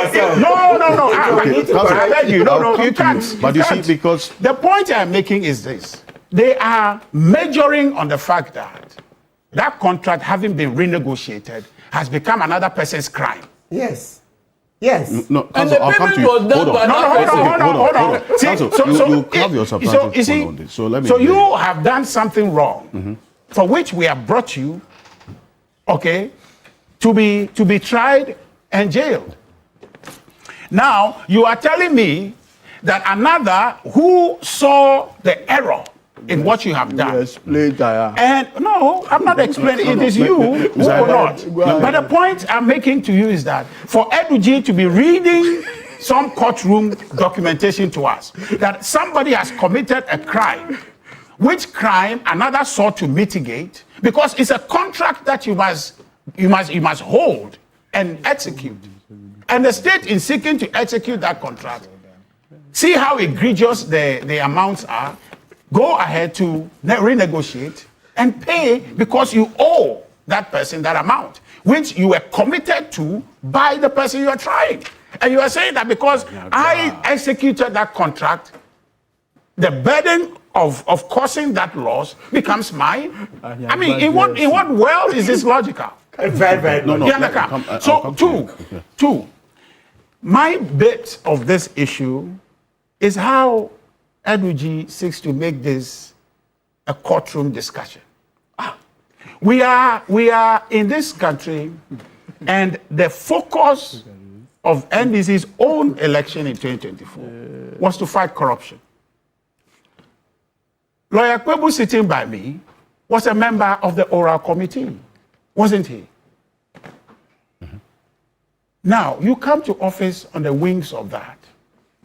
And then there are acts that are committed where the state has lost resources. No, he hasn't paid one CD. Your own witnesses came to court. So why did Ken Ofori-Atta make that payment you are talking about? Who committed? No, I'm saying that if you're saying that, who committed the state to that transaction? No, wait. Why you what's the essence of the question you are asking? Why did Ken Ofori-Atta make the payment? Because Sedinam committed the state to that transaction. And you haven't taken delivery of the vehicles, having taken delivery of those vehicles, was the state going to say we won't pay? Or was the state just going to be? Please. I'll come to you, Prof. You have your certificate. And so that is why you pay and you deal with the person who committed you to that fraudulent contract. No. You understand? If the thing is fraudulent, you, the state, have inherited a contract, a fraudulent contract. You have obligation in that contract to execute. But it was your officer who committed you to that. You execute that obligation and punish the person. If your son, please, I don't know what you guys do this thing. If your son is going to turn over somebody's property, maybe run over, knock somebody's car, okay? Do you say, oh, it's my son, is underage and whatnot, and so therefore that crime didn't occur? He didn't damage your property? He did. You deal with your son, but you fix the person's damage. So if Sedinam has committed the state to a certain cost, and Ken Ofori-Atta inheriting that contract, or Maslog inheriting that, and has obligation in that contract to execute, and you execute that, and you punish your son, or you punish Sedinam. But you cannot tell me that because Ken has paid that, Sedinam should walk free. Where is that logic coming from? Where is that logic coming from? Where is that coming from? I don't get it. Okay. So number two, if you are measuring on that, we'll grant that. But about the other payments, the Obatampa one, okay? What is the defect with that? There was some money advanced to microfinance of Batampa, and then the board of the microfinance states that the interest at 24% is too high. They can't pay. So they won't advance with the business, and so they will return the money. They want to issue check. You say no, they should bring cash. All these are in the court records. You selectively didn't read that.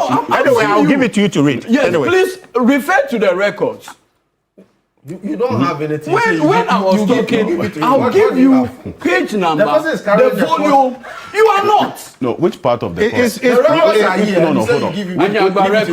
I'll send it to you and you read it once I finish. Everything you were reading, nobody asked you to give it to them. But here's the thing. I don't know. Is Prof here to cheerlead or what? Prof is just here cheerleading. What is happening? It's just cheerleading. You know, so I am saying that she wants, they want check to be issued. You said no. You wanted cash. Cash was brought at Bachona. You received the thing. Okay? And there is a letter showing your acknowledgement of receipt of that amount in cash. There's receipt. The letter by who? By the CEO, which is what they're arguing that she then was made to prove that indeed she wrote that letter. And I'm saying that that is this administrative process. So you occasion the submission or the return of the funds not in check, and the question is why? Why was it not in check? You gave it to them in check and you want to receive cash. And so the cash came to you, you issue a letter to acknowledge receipt, and then somehow in court you say that you didn't author that letter. But now, hold on. Now, the question is that 500,000 returned to the account of Maslog? Forget about whether there's a letter, I wrote it, I didn't write it. The microfinance has on 2 occasions when they have been written to indicated that they have returned the money. To who? To who? You see, and so you are trying to say that that money is lost to the state, and because there's a letter she said I didn't write it, so that money should be allowed to be dissipated, and nobody should be held accountable for it. But you see, I'm not arguing law. I'm telling you the politics of the matter, the basis of why we are dissipating state resources, and you are saying and using courtroom matters to say that that money that we know is lost to the state. Somebody should be freed on the basis of you reading some courtroom document. But meanwhile, we have lost the money. We have lost the money. And our commitment is not court document. Our commitment is our money. Where is the money? The money is gone. And you are reading court document to prove to me that the person should not be held accountable. Meanwhile, the money is gone. We're not interested in courtroom matters. Of course, nobody wants to put Sedinam in court if we have our money.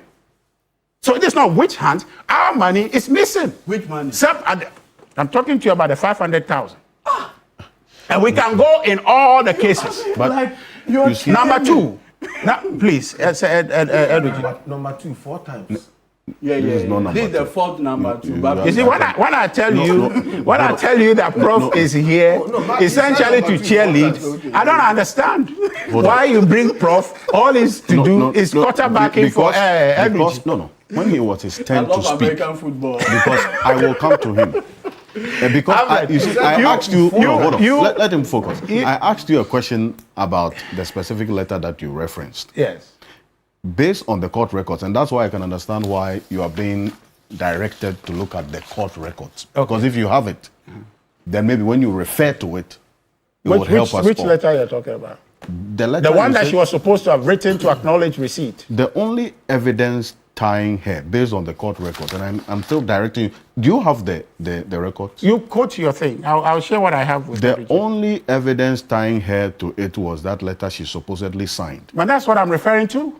So you So said, what? when I asked you the question, you said the one the MD of Obatampa wrote. No. Says she, as CEO of the company, she wrote that letter to acknowledge the organization only wrote to say that money they had returned it. But she said cannot vouch for the signature, whether it was No, hers or not. set it up. I mean, that was the case, what he read. That No, in that's court, what is in the court, wait. yes. In court, the issue that the proof, the burden of proof was reversed to her was in the case of that letter. For her to prove whether or not she wrote that letter, and she said she didn't write the signature, may look like hers, but she didn't sign it. But meanwhile, there's a letter acknowledging the payment. And I'm telling you that fundamentally, the Obatampa people said they have returned the money. We have not seen the money. The only proof that the money somehow, we have not seen it, and so therefore we shouldn't hold anybody accountable for it, is that Set It Up says that she didn't sign that letter to acknowledge the receipt of the money. So the question fundamentally is that, where is the money? The people say they have returned the money. The investigation shows the money is not in our account. But you see, so where is the money? That's a but fundamental the question. presumption of We haven't innocence- seen. Please don't be telling me about No, law. I'm coming. The Hold on. money is I'm missing. just asking Can you you a tell question. me? Hold Can on. you tell me? Can you tell me? Politics. No, no. In politics. But of course, Eddie, we are not. Here is not courtroom. Hold on. Here is not courtroom. Yes. No. Here is not courtroom. If you want to review, you go to the court. But here, because our commitment here is to find that our resources are not dissipated. And the proof here is that the money. How do we find it? Because and that's what. Hold on. Was it tried by the mob? Was it tried by the mob? Alfred, you are not ready for us to discuss this question. The fine answer. What is mob justice? Where you, Prof, are partnering against one person, you are calling the one person a mob. You are calling the one person a mob. How can one person be a mob? How can one person be a mob? Because you are asking questions for us to find resources missing. We cannot do that without understanding what the position of the court was. What so is your if you are confusion? asking, What is your so I'm confusion? asking the question that the presumption of innocence doesn't ask an accused to clear her name. Yeah. It asks the state to establish guilt. Okay. So what's your point? This is the thing I'm reading, where you can see the matter relating to the bachelor thing. Yeah. So then why are you asking about the judgment? Who? Yes. So that's where I'm referring the matter from. The bachelor thing. That was the case of the prosecution.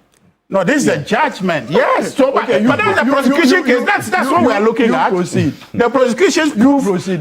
But is it not the prosecution who says? And then there's a defense. No. Let him. Oh my God! It's just clearly that you don't want us to discuss this issue. You are enabling it, and it's fine. Go ahead. When will they finish? No, if you stop cheerleading, Prof, if you stop cheerleading and allow us to talk, if you stop that, he's had his turn, spoken, and he's doing. No, how many minutes? I gave him the second to respond to, and the first I timed him 6 minutes. Please end on the point you were making. Alfred, we must be careful how we engage these matters, how we inform our citizens about wrongs that are done.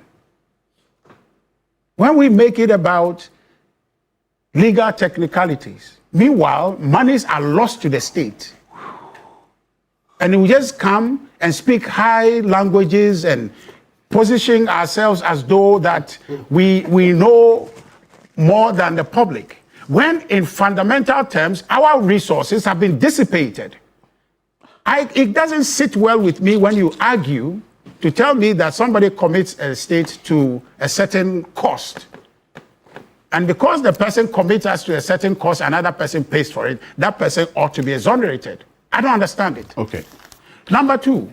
No, that was the number two I wanted to advance, and then they keep. Please. 5 times so much. In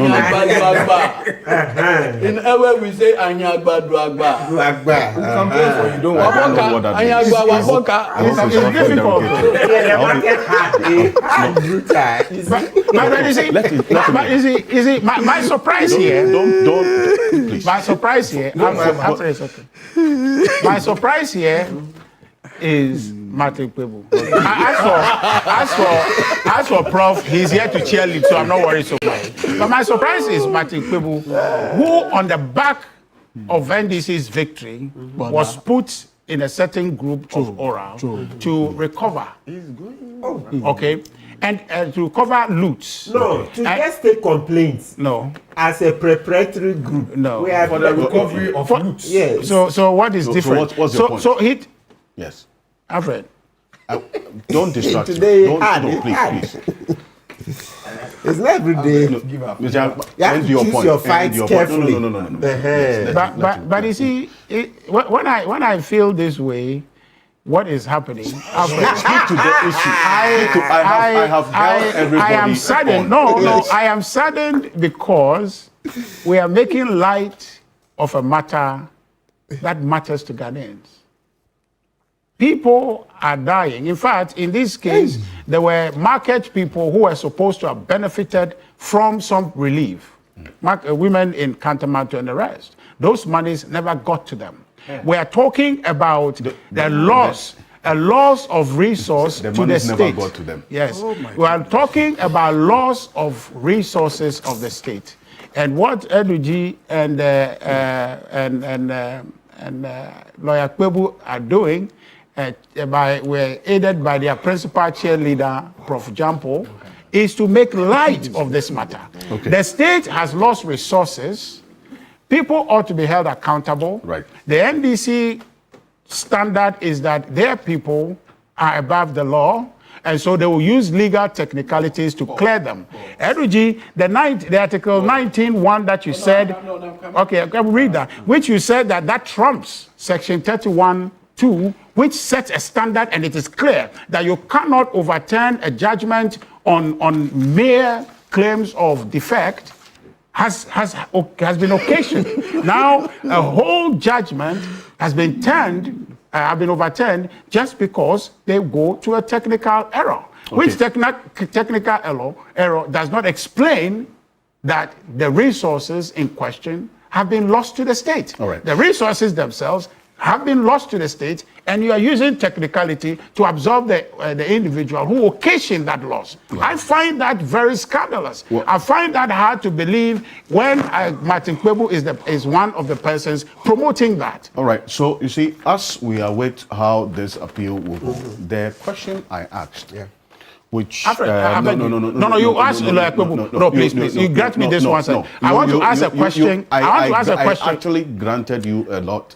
And it is because... Don't be doing this glaring bias things, though. It is too glaring that you are biased, Alfred. The evidence is clear for us all to see. It is too glaring. I think that the time... It is too glaring. I am asking just a simple question. I'm asking just a simple question. Whilst Lawyer Kpebu is answering. Just call Kpebu. It's okay. It's okay, no problem. Let me indulge you. The point is that I will want him to explain. The Attorney General filed a stay of execution, okay, to that appeal. Maybe Eduji can weigh into that. Is that a regular process that will file a stay of execution following the appeal that Sedinam succeeded in getting? She's been discharged and acquitted. Then the Attorney General goes to file stay of execution. Is that regular? Okay, thank you. Is that part of our legal process? Prof hasn't spoken. No, but you want to. I want him to answer. I will have him answer. Okay. But I want Professor Jampo to speak on this issue. Prof. Thank you. All right. Because when Prof is done, I'll just take the... Thank you. I think that generally, we as a people had come to a certain conclusion that corruption had festered so much in the lead up to the 2024 elections. And one of the reasons why some of us actively spoke in favor of President Mahama's presidency, attempt to be elected as president was the belief that given the promise of oral, we'll be able to make some giant strides in the fight against corruption. And so the expectations among the generality of Ghanaians are high when it comes to matters of corruption. And in my view, I am not so surprised that then when issues of corruption are brought to the fore and people are held before the court processes, and then we are told that they've been convicted and there's been an appeal and they've been acquitted and discharged, definitely it will raise some eyebrows because people are tired of corruption and they want something drastic to be done. So I'm not surprised about the posturing of a section of the people about the fact that Sedinam has been acquitted and discharged. But you see, I'm a student of institutions, and I believe that the rules of the game must always be followed. Not the talks of the game, but the rules of the game must always be followed. Sitting here, I think around the table, there is an agreement that charges that were filed, some of the charges that were filed against Sedinam were defective. What does the rule say if charges are defective? What are we supposed to do? What's the court supposed to do? Number one. Number two, around the table and reading portions of the judgment, I am hearing that it appears that she was presumed even guilty before the case was tried. That is number two. Number three, I'm also hearing that the prosecution, though the woman may not be innocent, the prosecution failed to prove beyond all reasonable doubt. But who else has that responsibility? That she was guilty. And I've heard that in criminal prosecutions, you would have to try as much as possible to ensure that all doubts around the matter is cleared. I mean, if as a people, we don't want this, let's say we don't want it, once we suspect, even if there are doubts, let's throw it into jail. But until we change that rule that governs our legal processes, then as a student of institutions, I'm saying we are bound to go by that. And so my view is that looking at all that have happened and the kinds of things that are being said here, it appears to me that some shoddy work was done in trying to trial the woman. Some shoddy work was done. And if that is the case, we ask ourselves, is she entitled to an appeal? If she's entitled to an appeal, what are the judges expected to do? Are they supposed to look at the facts of the matter, or they are supposed to do the work just listen to public sentiments and keep her, in incarceration? I believe that it is important for us to look at our whole legal processes, once again, and to appreciate the rules that governs the way they conduct affairs. I'm hearing here that apart from the charges that were defective, that were sidelined, the charges that were supposed to stand were also evaluated. And it was based on all these that a judgment that sought to acquit and to discharge him, was given. Now I'm hearing a certain sentiment that, look, then the optics may not be right. How come you brought her to Ghana, you put her in jail, and then she went for appeal, and then immediately she went for appeal, she's been acquitted and discharged. The optics may not be right. But I'm saying, is there no cause? Are there no reasons? Ghana is a liberal state. Ghana is not a communitarian state. Now, under a liberal state, okay, in a liberal state, the right of the individual is paramount. Okay, and so you do not sacrifice the right of the individual under the exigencies or just to please the optical preferences of the community or of the rest of the people. Under a liberal state, you do not sacrifice the right of the individual because of the optical preferences. Okay, because I'm hearing people saying, I think... No, hold on. He needs some education on what optical preference is. Okay. Or on what optical preference is. Okay. So I'll explain. So I'm saying that I've heard people saying that the optics may not be good. Okay? The optics may not be good. That, I mean, maybe she shouldn't have been acquitted and she should have been discharged for the sake of the optics. And I'm saying that if it is true that the charges were defective, if it is true that the prosecution could not establish, beyond all reasonable doubt that she was guilty, then what does the rule of the game say? Should we say that, look, there are doubts, but we should still incarcerate her? Is that what the law or the rules of the game, is that what the rules of the game say? In my view, these are lawyers. They've been to courts, they've been in court, they've practiced for a long time. And I've heard them say that once somebody is able to raise some doubt about whatever you are saying, then they believe that it is better to let a guilty person go scot-free, okay, than to punish an innocent person. That is what they say.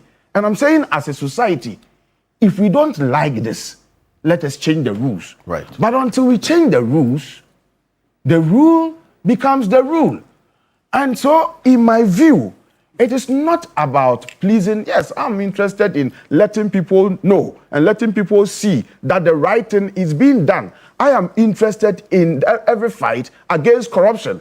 And we must not only fight it, we must be seen to be fighting it. But in showing people you are fighting corruption, you must also not close your eyes to the rules of the game. And so if she was truly entitled to an appeal, and she went on appeal, and the trial justices found out that, yes, she had, there was a basis for her acquittal and discharge, so be it. Thankfully, those of us who are not happy about what has happened, we can find solace in the fact that the Attorney General has also said that, well, he wants to seek a review of the appeal at the Supreme Court so that a certain finality is brought to this particular matter. And so for me, all is not lost. We will have to respect then the due processes. Let the facts of the matter again be presented to the Supreme Court. And let us test what the appeals court said and see whether the appeals court justices were right or wrong.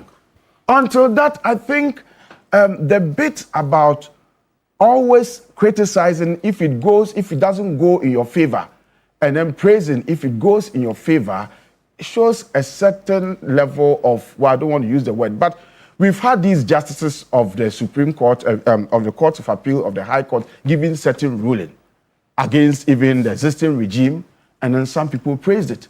And then when they give another ruling, it goes against those praise singers. Then they said, well, we want to organize demonstrations and we want to do all manner of things. Look, everybody in Ghana has the right to demonstrate. Okay, about some of these things, I believe that as we respect due processes and as we respect rule of law, we also have the right to do some of these things to show dissent. Go on demonstration if you want to do that.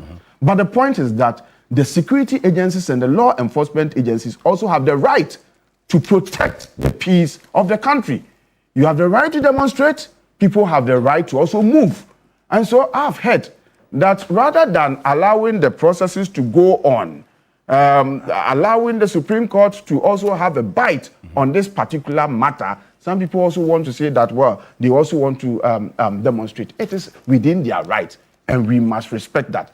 But your right to demonstrate must not stampede people's right to also move about. The right to demonstrate does not mean that you can also disturb the peace of the country. And so, demonstrate, but the law enforcement agencies must also ensure that there is peace and tranquility. Basically, Alfred, this is no, please. When you were talking, you were quiet, but you keep giving me signals. I actually come to you because you and I have spoken, and you know exactly what. Well, in bringing my short take on this matter. Extremely long take. This. How many minutes? Hold on. No, he knows what we have spoken. I want to conclude by saying that, you see, I say I dream boniba equatrimo. You see, in criminal prosecutions, I would urge, and I've heard Kofi Bentel making a point about those who prosecuted the matter. I think that if you are too much in a hurry to get people behind bars and you don't look at the facts of the matter very well, then you may have some of these things happening. And this should be a lesson to all of us, and especially our current Attorney General and prosecutors. As we go on the tangent of recovering all loot, and as we go on the tangent of ensuring that those who have drained our resources and have embarked on corrupt activities that have brought us into a situation where we've had to put in place, oral, let us ensure that the evidence that we look for or the evidence that we put together are so watertight.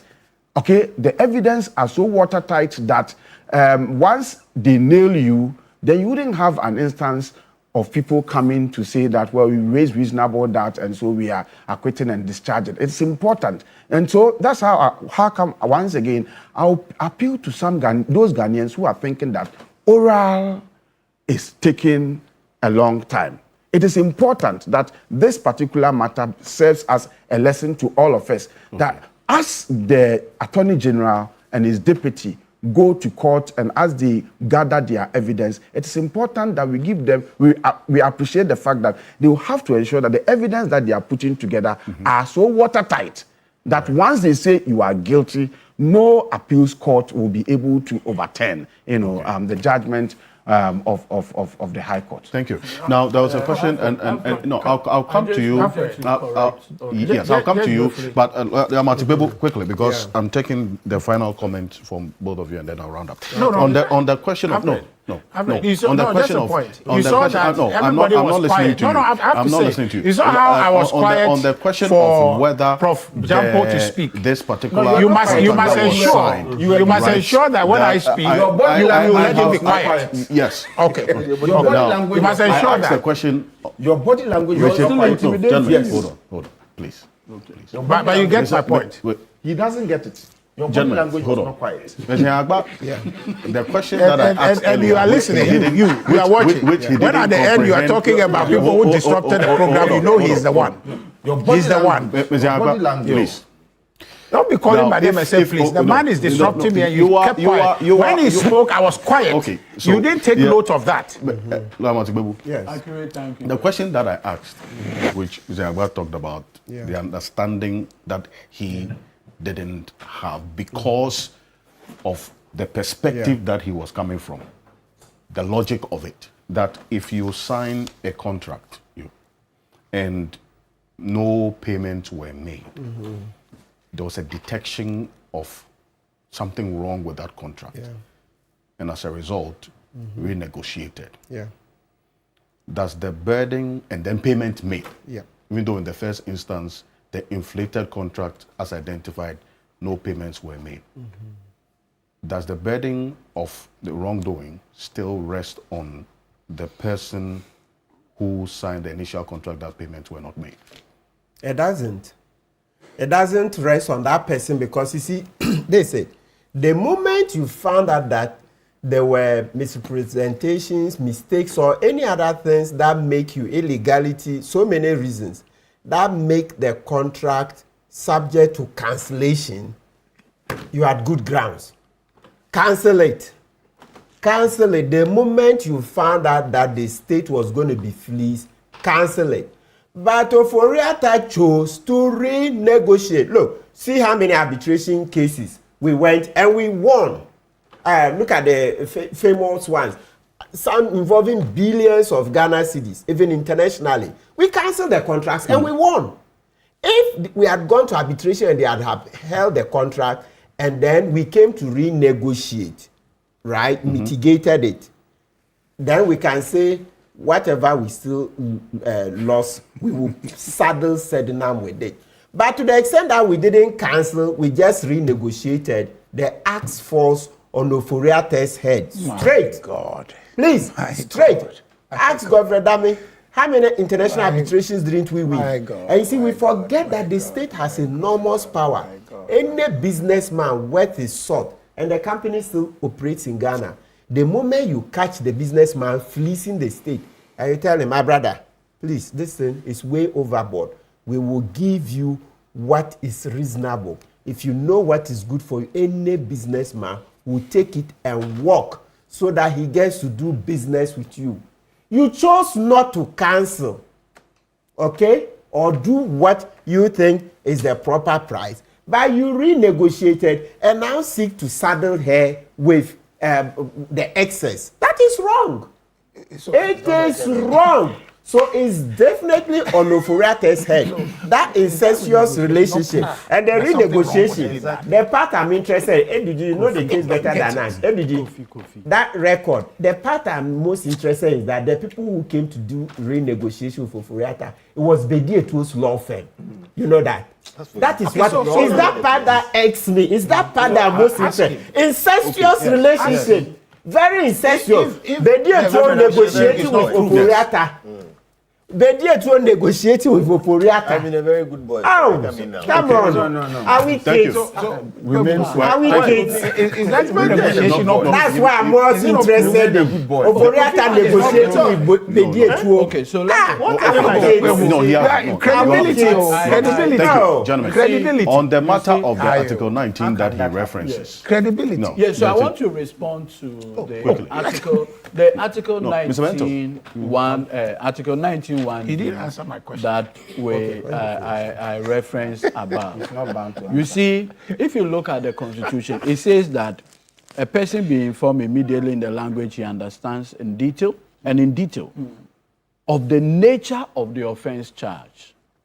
This particular provision was picked from the 1960 Constitution as well. And so many years ago, our superior courts have had a benefit of going through what you said. Oh, you quoted 19.1D to disprove the superiority of 31.2. No, so that is what I'm coming. Oh, but then what you read there does not go to it. No, your position was that a defect can be cured because the provision you referenced, 33.1.2, can cure that, and that you have to go for what? A retrial or something. And I'm saying that provision, in the face of the 1992 Constitution, Article 19.1D, it does not make any sense because this is what the Supreme Court said, reference that provision. And again, I want to refer to the reasoning of my Lord Justice Kwegan. And if you look at the decision of Osei Kudjo II and the Republic, Criminal Appeal Number 2, 2000, delivered on the 11th of July, 2008. This is what he says.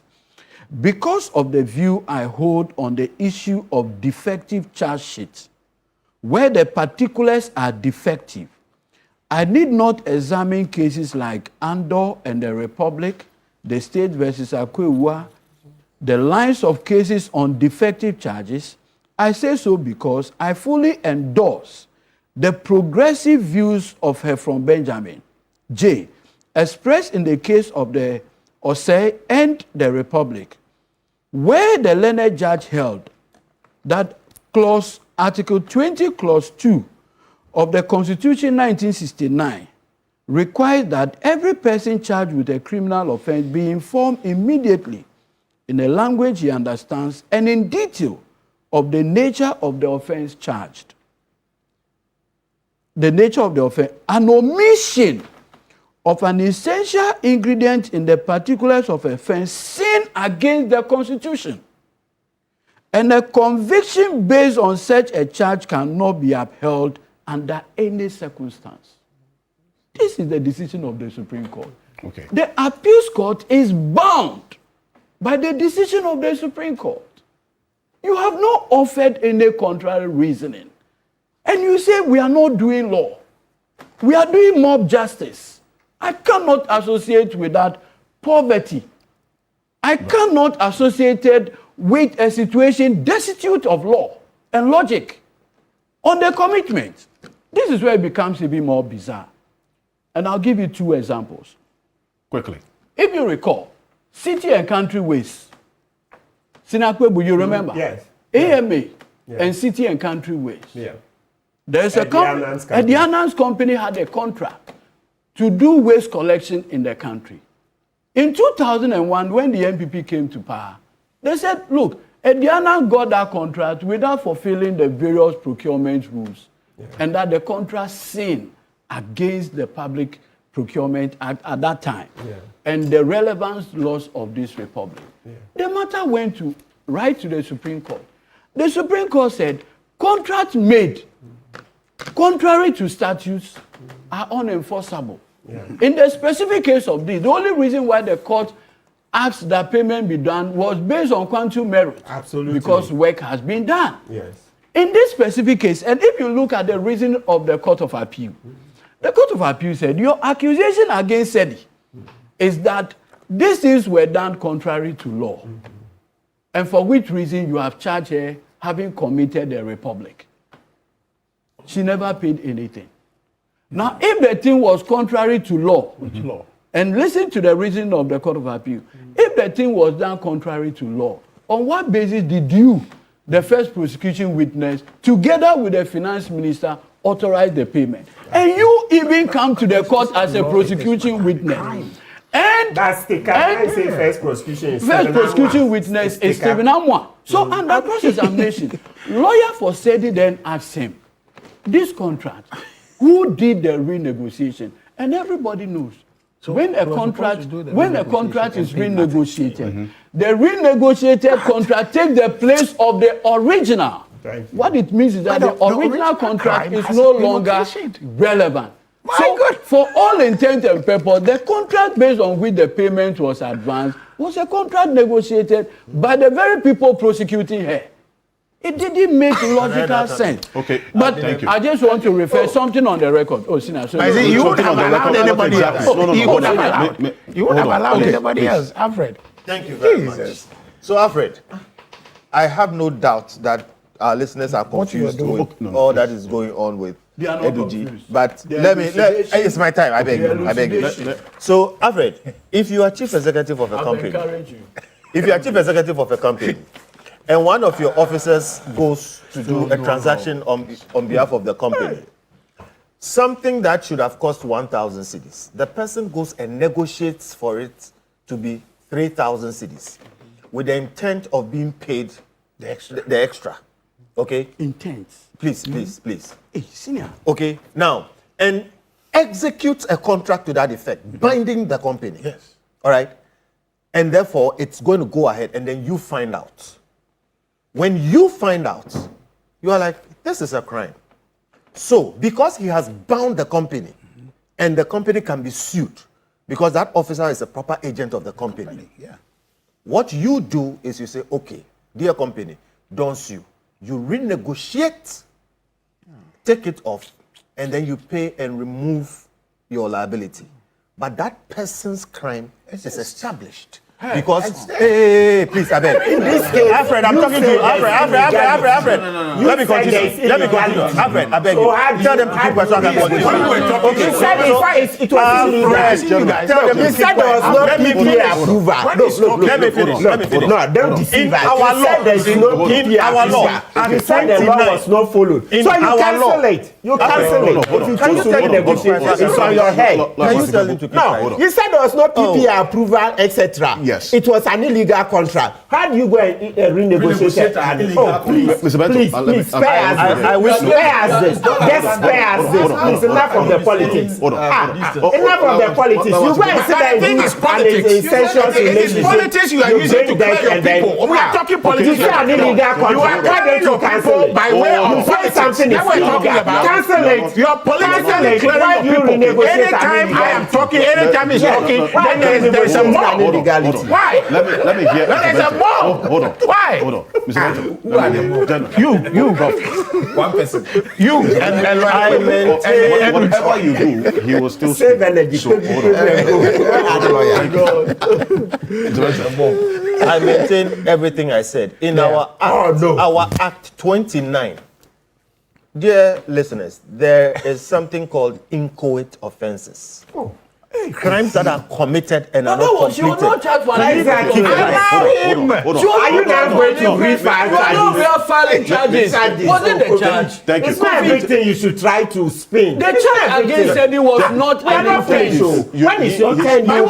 We should rather say that to you because you are trying to make us believe that the state has not lost resources. The state has lost resources. You had the opportunity to cancel it and you chose to go and do it. You had the opportunity to cancel it. How can you cancel it? I needed that contract. That was your word. It was not illegal. That's what you said. The reference you made to statute is not the same thing here. It is not. You don't even know the charge. You don't know the charge. Okay, both of you are not being heard. What was the charge? You are not being heard. Thank you. Mr. Bento, I want you to... In our laws, Act 29, there are crimes that are called inchoate offenses. Which means you set out to commit the crime and you sufficiently get to the point where you can be charged for it. An attempt to commit a certain crime in Act 29, in our law, attempt, if you sufficiently proceed, it can be held against you and you'll be charged. A preparation to commit a crime constitutes an offense that you can be held for. Okay? If you abet a crime, somebody is committing it and you help it, okay, you are liable. If you conspire with somebody to commit a crime, you are liable. And in all or most of these things, you will be charged just like the person who committed the crime or did the crime. What we must let everybody understand is that many times our government officials, the thieves in power, go and do all these deals with the intent of kickbacks or later on getting whatever it is and all those things. Now, when government changes hands, then we see the length of that frog. Many people, okay, would have gone to the point. Today, the present minister is doing something which I like. He's asking all the chief executives to seek appointment before they commit the government. That's a commitment authorization. Yes. Do you know why? Because no matter how bad the deal is, when you commit the government, the government has to pay. Was that the law there? I beg, please. That's why so what everybody must understand is this. If a public official proceeds to commit a crime but does not finish, there are situations where that crime can be held against that person. They'll be charged, accused, tried, jailed for that reason. So please, all the plenty talking that we are dealing with, okay, we need to situate it. If indeed she didn't commit the crime, she didn't go and buy things at 3, 4, 5 the price, and we did not have to pay, it would be very easy to cancel it, and I think that would have been done. The reason why it is renegotiated is because it is not easy to cancel, so you renegotiate it to lessen the incidence on the states. Thank you.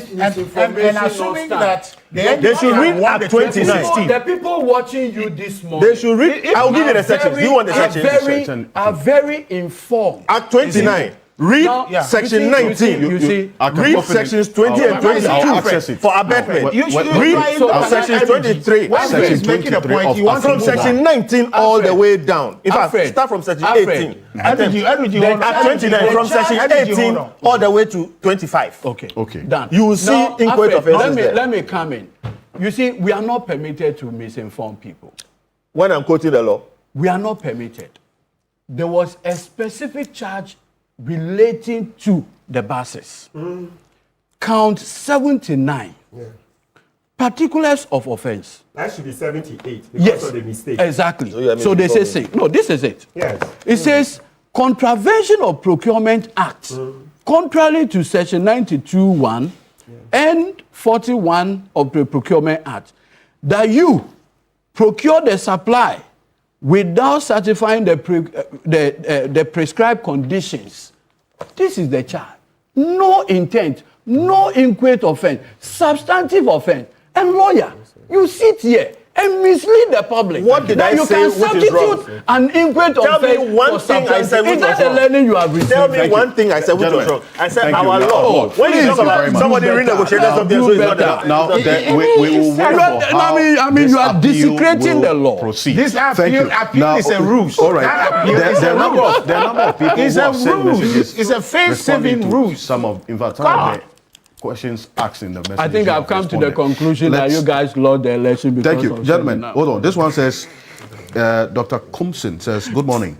Greetings to the panel. It's sad how politicians and political actors have managed to make truth subjective in this country.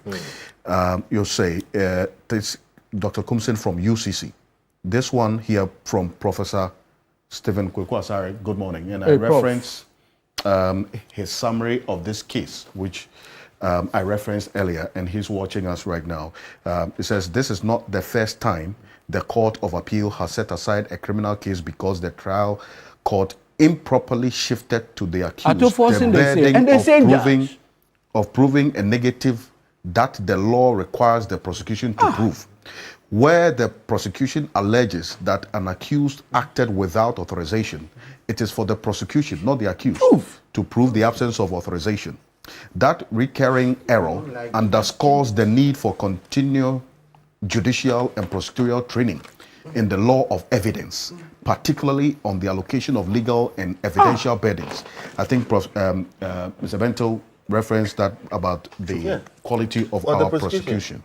It's important. On both sides. Yes. Okay. You want equalization. Gentlemen, let me finish.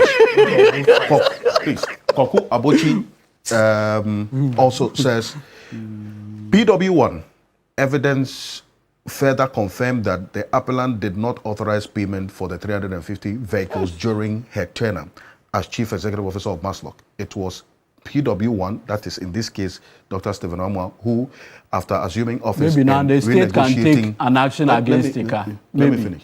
Renegotiating the unit price in 2017, authorized payments to Mark Autos. Those payments continued in 2018, by which time the appellant no longer held office. If, as the prosecution suggested, the contract lacked the necessary approval or ministerial authorization, it is difficult to see how Stika, that is Dr. Stephen Amwa, could lawfully have proceeded to perform it and authorize payment under it. Thank you. This one also, Adam Senanu, good morning. He says that I don't see politics laced in this. We must wait to see how this appeal will proceed. We are all watching with keen interest. Thank you. Let's go into the next issue. Just one sentence. Look at what the judge said. Look, paragraph 117. It says that, it says that if, as the prosecution suggested, the contract lacked the necessary approval or ministerial authorization, it is difficult to see how PW1, that's Dr. Stephen Amwa Stika, could lawfully have proceeded to perform it and authorize payments under it. The prosecution therefore failed to prove. That's what I just read. You said that it lacked authorization, it's illegal, and you are paying. That's what I just read. Now, this is key point. We're live. Thank you. We're live on Voice of London Radio and Voice of London Television as well. Let's go to the next issue. The committees. No, please. The mob. The lead mob. Let's be decorous. Let's thank you.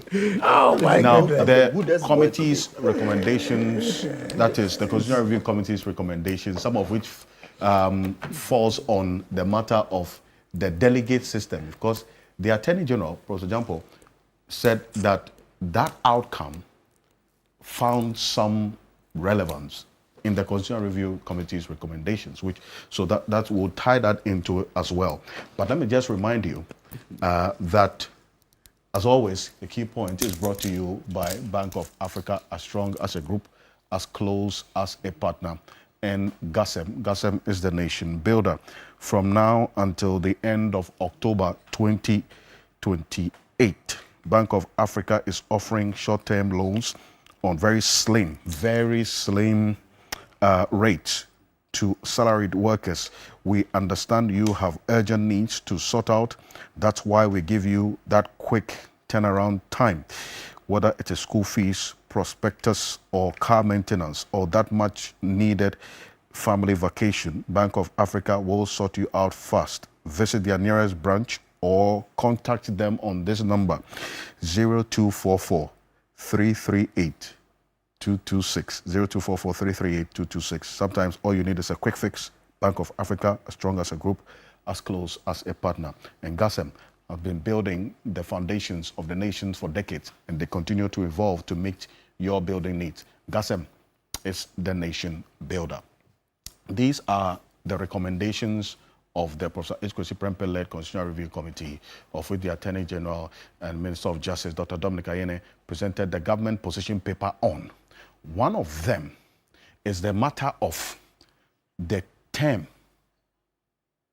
limit for the president. The committee recommended, and they believe the 5-year term would give government more time to implement long-term policies while preserving the constitutional safeguard against indefinite tenure. Let's take a listen to the Attorney General on the matter of this one, this term limit that they said government agrees with this recommendation.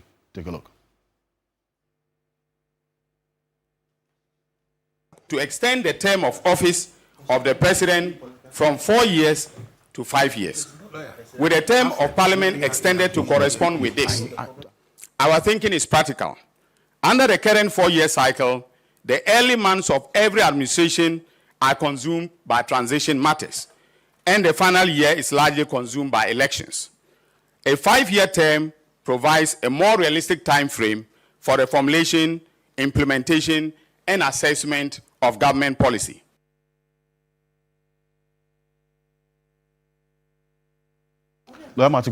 This is a position that you say you disagree with, that the government doesn't need more time. The argument that was made was that this 4-year system, the first year, government is, whoever is elected president is forming his government. He effectively has only 2 years to govern. The last year is for elections. Why do you disagree with this 5-year two-term limit? Okay, good. Number one, in our history, in the Constituent Assembly, okay, they voted on it, and those who wanted 5 years lost. You know, it's in we refer to it previously. Those who wanted 5 years lost. Fast forward, that's in adopting the 1992 Constitution. So from that one, we come to the Professor Albert Fiadjo Commission report. That one too, when he finished in his commission report, those who wanted 5 years lost. So it's surprising that this matter has made its way once again to the H. Kwesi Prempeh report, and this time the president says we want to go for 5 years. No. Now let's come to practical sides. This matter of forming government. The Supreme Court held in the J.H. Mensah versus Attorney General case that when the president comes into office and he appoints ministers, they have the right to act for a reasonable period before they are confirmed by Parliament. So the vetting can come later. That's what the Supreme Court held in J.H. Mensah versus Attorney General. I think that's the 98 decision, because I think the J.H. Mensah cases are too early. So that's it. And it's not only in Ghana. You go to the UK, they do the same. You go to the US, they do the same. You can act. So you are appointed as an acting minister. Act. So maybe we can choose by convention whether we want to do 6 months. Some places, the US, in some instances, you can act up to 300 days, almost close to a year. So it's for us to choose. But my key point is that the Supreme Court has settled this by saying that when a president appoints ministers, they can act for a reasonable period. The lawyers, some people read it and they don't see it. Please, if you want to find it, go to the last 2 lines of Justice Akwe's judgment. You find it there. Right. People have read it and, sometimes, we are looking for quick fixes. So you keep reading, you don't see. Just the last bit, that's where they held. That a minister can act for a reasonable period before he is vetted. Please, so let's take it. Let's take it. Then number 2, in terms of knowing who to appoint. But that one in opposition, that's how come we have shadow spokespersons. So there's a spokesperson on finance, etc. So you should have formed your government before going into the election. Exactly. Don't come and saddle us with this. Can you imagine? A lot goes on after you win the elections. Well, the lobbying and then all of that. Yes. You have to. So the shadow people can start, and that's why there is opportunity for reshuffle. Let the shadow people start, and then you can reshuffle later, right? Can you imagine this 10 years? Can you imagine Akufo-Addo in office for 10 years? Would have died. Akufo-Addo instead of 8 years. 2 more. 8 years, that's my opinion. Can you imagine? Don't use exception. No, it's not an exception. So don't worry, let me land. This obsession is... Can you imagine when you and Akufo-Addo? You and Akufo-Addo, we suffer. Please, John Mahama's example. Why are you using Akufo-Addo? But we've not yet seen his 4 years. We've barely done 4 years. It's a perfect example. It's a wrong assumption. But in 2016, we're not happy with JM and we booted him out. So this 4 years is yet to finish. So we can't, you see. So even JM himself, in 2012 to 2016, Ghanaians, you see all the things we said. We're not happy. We want a higher standard. Okay. So he himself, the record, the one he completed, was not good enough. Right. Then Akufo-Addo came and made it worse. So now JM, we call this one what? His legacy term. So far, by our own records, 8 plus 8 plus 4, 12 years. We're not happy with the leaders. JM is now coming to redeem himself. He has not finished the redemption. He's barely gone halfway. So in actual fact, JM should not, to be very honest with you, be the one leading these charges. I think JM was misled. He shouldn't have done this. Because to support yes, this. Yes, he shouldn't have done that. Because it's all 4 years that we kicked him out in 24. It was abysmal.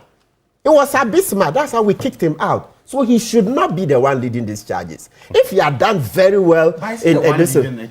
Yes, his cabinet. His cabinet. Okay. Yes. It's his cabinet. Prof, I'm going to come right. And the position paper. Yes. We're not happy. That's government position. We're not happy. So James should have seen that. It's not like, you see, let's get this in very clear. If we don't do this, politicians will take us for a ride. Look, listen. This thing, in 2016, we're not happy.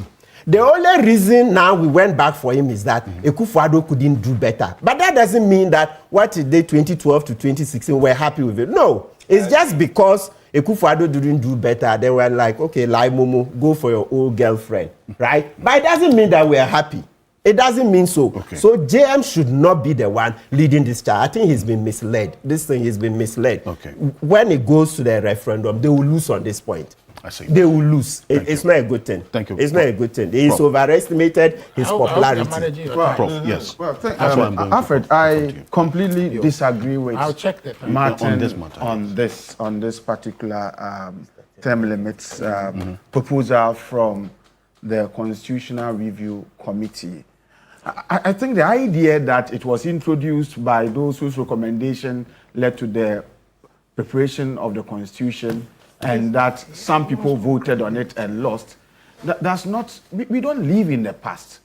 Okay, we are looking at the practical realities and exigencies of the time today. Now, forming a government, in my view, is not an easy task.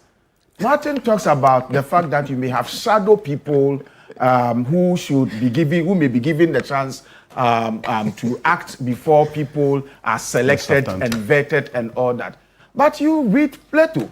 Governance of a developing country is too serious a business to be left into the hands of just anybody, shadow people. You have to vet you have to vet, you have to be sure that, look, we are fighting the quagmires of poverty and underdevelopment. And so you just cannot just handpick and all that. So you have to undertake some security checks, background checks, review people's CVs, curriculum vitae, and look at the experiences and be sure that they warrant or merit certain positions before they are given. And in my view, this can practically take up to about one year. Now, the second year of a new government, the second year, you are going into district level elections. And you must pay attention to that. Okay? Because it also, I mean, the foundation of our governance must necessarily also rest on our local, government system. And so you must pay attention closely to what happens at the local, level. The third year, you are thinking about your own, if you are a leader or a president who may be going for a second term. The third year, you are thinking about your own flag bearership race. And I tell you, that kind of race, that internal contest sometimes is more divisive and more distracting and exacting even than the national election. And so the person focuses so much on that and governance suffers. The fourth year, you are seeking a re-election. It's an election year. And so I was not surprised that J. Kufuor, when he was exiting, made a proposal that it should be 7 years. And he said, yes, 7 years, but not starting with me. And I'm not sure that even this 5 years, President Mahama is saying that it should start with his regime and that he should be given an additional 1 year. That's not what he's saying. But in looking at the practical challenges and the practical realities, I would also go for an extension, so we get into the 5th year, so that people would have some time to prosecute their mandate and agenda. Because it takes, if you want to fix things and fix them well. Look, Martin, I don't know, I'm sure you've been rejecting the offers to help save, the country you are my friend, so I know what I'm talking about. But if you get in there and you truly want to fix things, you see that some of the things, they take a long time. You are trying to drum home a certain message of change, and people are used to doing things in a very bad, in a very wrong way, and that is what is ingrained in your psyche. And if you are changing, the more radical you are, the more radical a response you get from them opposing you. And so you have to foster your idea of change in a certain gradualist, using a certain gradualist approach with the view to ensuring that they buy into it. And it takes time. If we want to govern and govern well, yes, we must be able to balance the two. It's not about staying too much in power, because like you said, if you get the wrong leader and then you give him a lot of time, then it means you are perpetuating, you are prolonging harm on yourself. But at the same time, if you get a good leader who needs some time to fix things, we should be able to also allow that. So in my view, choosing between J. Kufuor's proposal for 7 years and then the current proposal for 5 years, I think that 5 years would be good. It will not give leaders too much time, okay? But at the same time, it is not also too short. And I think that is what I'll go for. But to say that we should throw it away simply because others voted for it in some time past, some 30 years ago. And Thank you. We may not be looking at the practical realities. So Perfect. Speak to those who are at the moment, in charge of governing the country, and they will tell you that some of these things that you have to do, it will require time. I'm looking at the 5 minutes. Let me go to Mr. Yangba and then. No. Let me go up to you. Fine, yes. Okay, that's okay. Thank you very much, Mr. Yangba. In the first place, again, my brother Martin, when you make wild statements like President Mahama was misled, I beg, tone down. President Mahama is the most experienced politician in his generation today in this country. Bar none. The only person who fell hard and managed to get back and re-enter the presidency. He's a nice guy, he looks cool and everything, but he's clearly a very astute person. So please, don't talk about he's been misled. I think he will own his decisions, however they turn out, all right? And to that extent, therefore, there must be good reason why he's concluded the way he's concluded. My problem, and I was thinking Professor Jampo will speak to it. Maybe No, we should generally, I mean, we'll get there. Okay, I mean, we'll get that's there. one, yeah, we'll get But there. my problem first is with the whole issue of white paper. All right? I don't think that the executive must necessarily issue a white paper on work like what Prof. Prempeh has done. I No, think it's a position paper. Not I a know. white. I said I don't think Can we it is the distinguish best. between the two? Because I was Yeah. also confused. White between- paper, when you say commission of you see, inquiry white paper, under we 278. objected to it. No, I But think this that's one what- is that's No, what white Latif Mebo is paper explaining. when it's under Article 278. A commission of inquiry. This one But is this not a committee. That's how can be called the position the paper. government position. Okay, Thank you. position paper. Sorry, I used white paper. The government didn't have any business declaring a position paper because what it does is it makes the constitutional review more or less an act of the executive. This is how we want it. This is what we want. This is what we agree with. This is what we don't agree with. And then you will run into problems because the executive should not be amending our constitution or be seen to be pushing it one way or another. It should be a people's project. That's my point. And to the extent that it's a people's project, note, if you take this issue alone on the 5 years, it has been beaten and debated across the Fourth Republic with presidents who have been in office coming out and speaking. And Professor Prempeh will tell you how the debates were like. I have been involved in so many of them, and I've come to a conclusion. But the first thing I want to say is that people shouldn't think it's just a simple, straightforward thing and, oh, people are not doing a good job because they are... No, here's the thing. If you come into this presidency not prepared, like you're saying, shadow government, whatever it is, if you come in not prepared, that's saying you don't have a solid cabinet ready, your agendas and everything ready, hit the ground running. Donald Trump on his first day signed a series of executive orders and changed this country. First day, right after the inauguration, he went to office and signed them. That's prepared. Before they came into office, they published their project book, Project 2025 or something like that. You knew. Okay. That's more like a manifesto of a sort. Of a sort, but this is agendas they were going to execute. We should get to that point. But the point I want to make is, if you come into office unprepared, 5 years will not be enough. And it is not easy to, not that it's not easy, but our leaders have refused to do that work. I remember when Mr. Safo became finance minister, during the opposition time, he wasn't the spokesperson on finance. True. Another person was. Okay? Yeah. And so everybody was expecting that person would become the finance minister, and then it slipped. And Mr. Safo was a very good finance minister, an engineer, but clear, credentials in finance. Now, President Kufuor knew what he found. He knew what he saw. And when you get into government, you see all kinds of things in different lights. So there can be a bit of issue there, but that is what they must deal with. So I am of the view that our presidents, political parties, and systems must prepare before they come into office. But the fact of the matter is they don't. But for good or for bad. I think and you concede that the lenses or what you see appears differently when you come into power than when you're in opposition. But I'm saying so they should sharpen their vision because they are the ones in that space and should watch more, check more so that what they see will be at least as close as possible. Okay. But the point I'm making is that we have to deal with the fact that they don't come prepared. To that extent, therefore, if you don't come prepared, 5 years is not enough. If you come prepared, 4 years will be enough. But we deal with the fact that they don't come prepared. So, after a lot of debate, I've been in a few of them, I've come to this conclusion. That one, for our own sakes as a country, it does not help for us to leave the thing as it is when the people who have been under the sea tell you that the crocodile is suffering, like President Kufuor. So adding 1 year will not change much. 2, adding 1 year will remove every excuse. Like Professor Jampo said, it is not too much, it is not too little. But this time round, it will remove every excuse from anybody who says that I didn't have enough time. Because like I said, you should come prepared. If you didn't come prepared, we're giving you an extra year. The only argument I have heard against this is, oh, what if you end up with a bad president? Don't vote for a bad president. And to that extent too, we need to figure out. Exactly.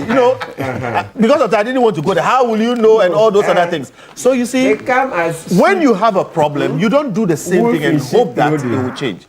In my view, pros and cons both have cases, but it is better for us, give them that 1 extra year. Remove every excuse, whether you are prepared or you are not. That is enough time for you to do what you have to do. And definitely, let me add the last point, which was a very strong point in one of the debates I was in. You've spoken very well. One of the strongest points that came up in one of the debates, and it was as follows.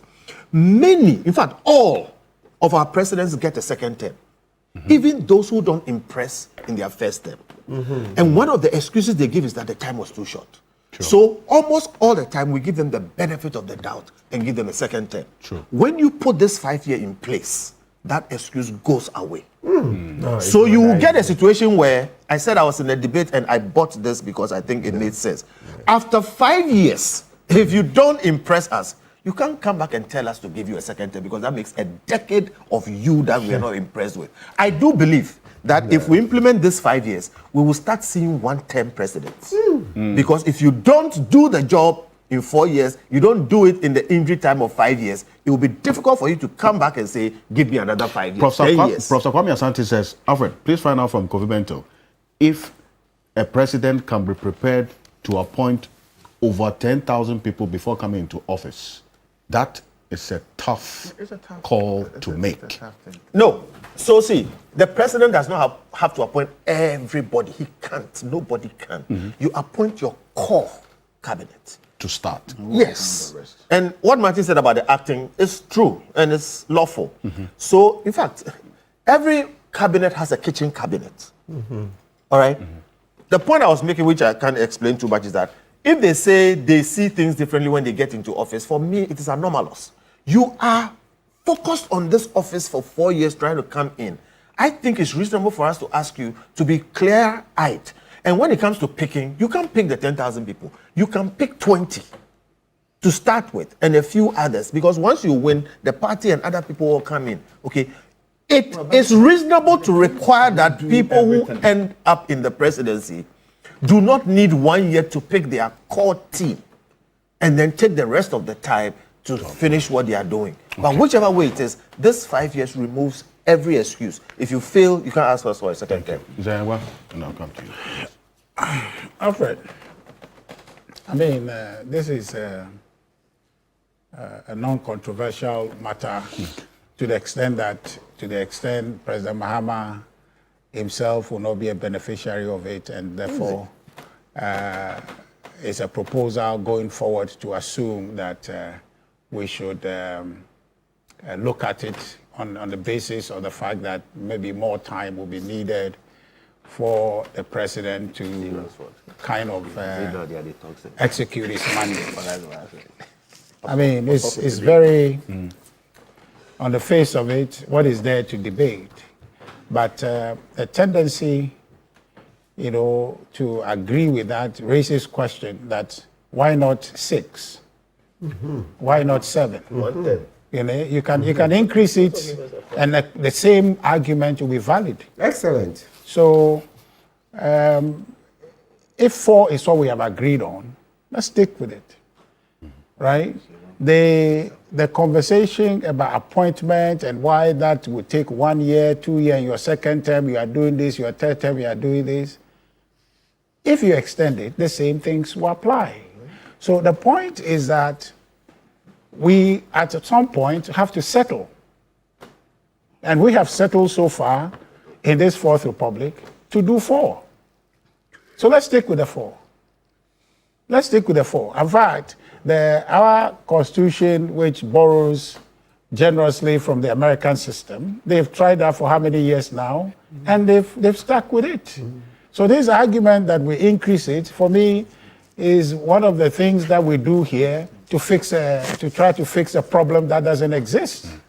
4 years, do what it is you have to do. If you can't finish it, you ask for another 4, you finish that other 4, you are done. Okay. And you see, we also have argued here on other matters that governance is a continuum. And Prof is saying that, some of the things, if you want to fix, it takes time and all of that. Government doesn't end when you leave office. It doesn't end. Akufo-Addo left the presidency. Government business continues. President Mahama is in place. When he leaves, business will continue. So if there's something you are fixing, that's why there's administration. And so other people come, they take the briefing, they inherit it, they advance. Is that not what Lawyer Kwebu is arguing about Sedida's payment? Even though the logic doesn't stand, he maintains that is okay, that you commit me to a defective agreement and I execute. He said, yeah, I should do it. You understand? So the point here we're making is that this five-year application is just putting us in a tailspin. We are not going anywhere. Nobody is going to win anything. No, there's no gain substantively for the state by saying let's do 5. It's much ado about nothing. Let's focus on what we have. It's not broken. Let's continue with this. I think that we shouldn't distract ourselves by engaging this rather needless invitation to increase to 5. 4 is working. We are even struggling to hold people accountable for the 4. Yes. Then you are going to increase it. Now, the point that Mr. Bento makes about if you have 5, then it will give the citizens enough to, as it were, pass a verdict on your performance. For instance, that it could possibly increase 1 term presidents, because then you can't come back and say that, you know what, I didn't have enough time, which has been the refrain of the many. That refrain is not based on any empirical occurrence. We've had 1 term presidents in 4 years, haven't we? We've had. In the Fourth Republic. In the Fourth Republic? Oh, yes. Who? President Mahama was a 1 term president. Oh, he died. President Mahama. Hey, Mahama. Yes. No. President Mahama is a 1 term president. Which why he's come for secretary. I mean, what's your confusion? What's your confusion about that? What's your confusion? So I'm talking about the 8 years. What's the confusion? President Mahama continued. notoriety for confusing everyone. No, he's right. I'm just saying.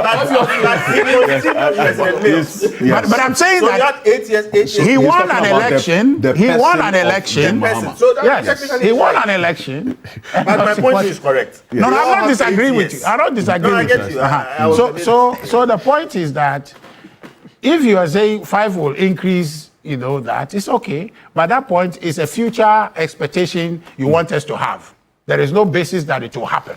Right. Are you okay? Sure. There's no basis that will happen, because then you can make it that maybe 6 is better than 5, and then maybe probably 10. Or let's have 1 term of 8 years. Okay, we can have that. So for me, I don't think that there's anything here to look for, anything serious, and I think cabinet probably in considering it maybe made an argument or probably saw that it won't break anything to make it 5. But I think that what we have now doesn't break anything. So let's keep it. Okay. Venturing on those expedition of making 5 and all that just disturb everybody. There are core matters in this work by the Constitutional Review Committee which are substantial. Let's focus on those. This one, I don't see why we should waste our time in processing it moving forward. Thank you. Lawyer Tamaklo? I am, at the personal level, I think the 1992 Constitution has served us well. Trust me. In fact, if you look at all the Constitution before this one, none of them went beyond 10 years. Yes. There must be something so unique about this particular 1992 Constitution to have survived for 30-something years. The Constitution done under Nkrumah did. So I'm coming. Nkrumah's Constitution didn't go beyond 10 years. Subsequent Constitution, some 2 years, a few. Yeah. But this particular Constitution has done 32 plus years. There must be something unique about it. Look, I just opposed this conversation with the U.S. Constitution.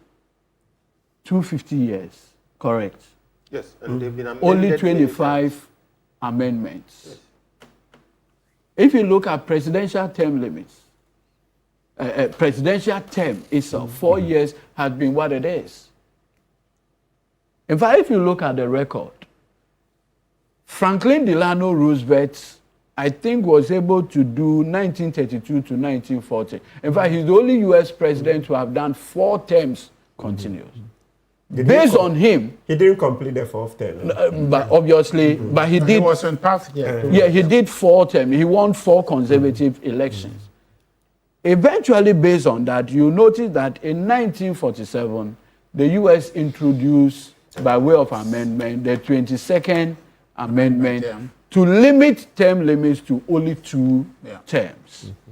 The reason why I'm bringing this history is that 4 years has served many, many jurisdictions.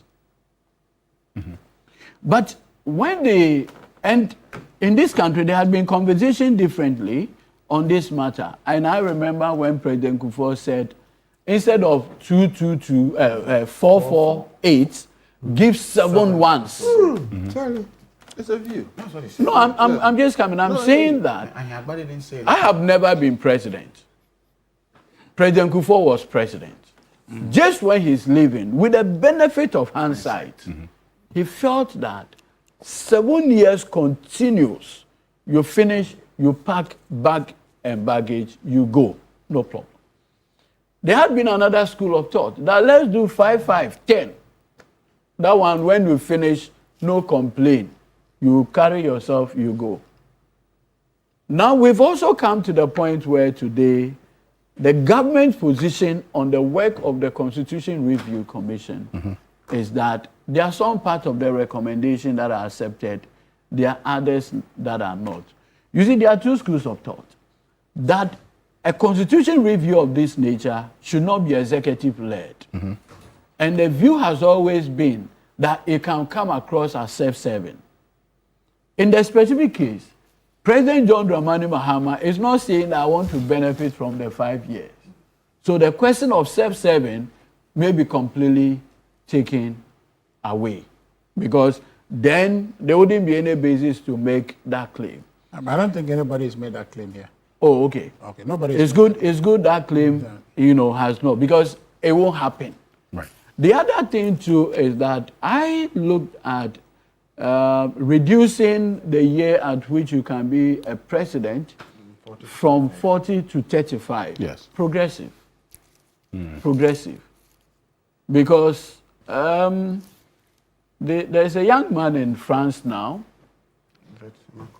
No, not Macron. The guy who, from all indication, is likely to win. Macron. Yes, He came exactly. young, But can Senegal. yes, but can you imagine? Jerry Rawlings, when he came onto the scene, I think 32, right? You know Nkrumah's age at the time? Exactly. Before was 28 at the time he was appointed Deputy. minister. Yeah. And so there is evidence on record that persons within that age bracket have demonstrated industry, the ability to hold a country together. And so the age conversation, I don't think is a problem. If there's no limit in terms of what you can, Donald Trump is 80, right? Yes. There should be an upper limit. 80 years. Some said, I don't think so. It should be, well, not the Paul Biya. So I mean, But Paul the Biya. invitation allows for that to be. If you don't want a ceiling, so then there's a lower limit in our case. yeah, but there's not an upper limit. Yeah. No upper limit. I don't think there's an upper limit anywhere. There's another one that I saw, maybe 80. I beg. But he's MPG is introducing something that is not a I think it's important. It's a better proposal because that is why we've had problems across Africa. Yes. There's an upper limit. Yes, we should have an upper limit. MPG, you are done. So if you are 70, He's introducing something else. So He's introducing a different subject. So okay. He's introducing a different subject. I thought it was a comment on the entire. Yes. No, the entire, we also have things to say. Oh. Then you limited yourself. You are giving this. You see, MPG has abandoned your counterpart. So, this is political science. Leave it to the political science professor. How are you going all over the place? Leave it to me. This is not law. It's not law. My point is governance and law. So I strongly believe that limiting the year to 5 years, that's the government's position. Right. Having consulted widely, and I know that this is not just a product of one person sitting in a room. I'm aware of several meetings. That doesn't, several meetings. It doesn't compare with that people's consultation. That cabinet consultation is limited. That culminated to this point. I believe that we've gotten to a point. This is the position, or like government white paper on the recommendation. It's a position paper. And it is white paper, and it is what it is. Thank you. Thank you very much. And just 1 minute on this one, on increasing the constituencies to from 276 to 300. It's a terribly bad idea. Okay. We don't need that many people making laws. And in any case, the experience has been, today we have 275. 276, yeah. More than half of them are serial, either latecomers or absentees. We are not getting value for money from the parliamentarians we have. Too few of them are showing up, too few of them are actually doing the work. In fact, many of them have converted themselves to district chief executives, doing roads and things. And the DCs rather have become anonymous. We don't need 300. It's too expensive. And I don't think that we are getting good value for that. 276 to 300, no? I'm yet to be convinced. Maybe when we advance more arguments, we'll see. Convinced about what? But the one I feel not. very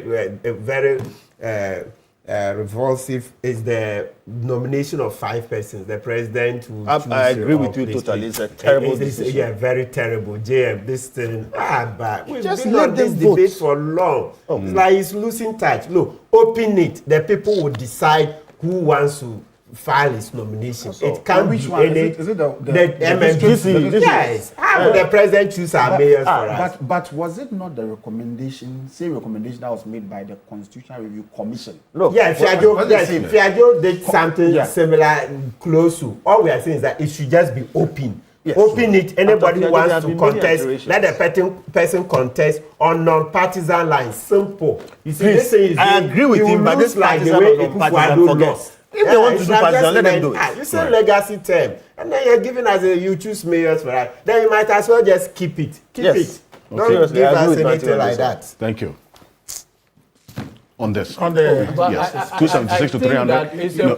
It's a pool of 5. You have the no. You pick 5 people for us. If you just keep it. If you want to just keep it. Leave it and let the people do it. We should go to American. Thank you. Exactly.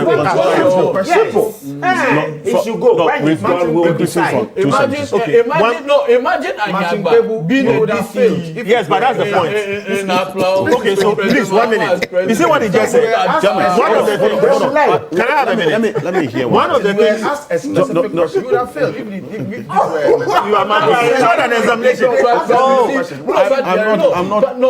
I want to listen to one person. Please. Imagine for whatever is worth. Yes. Richard Anyagba. And then let me answer him with 1 minute. They elected DC for Ketu South. Yes.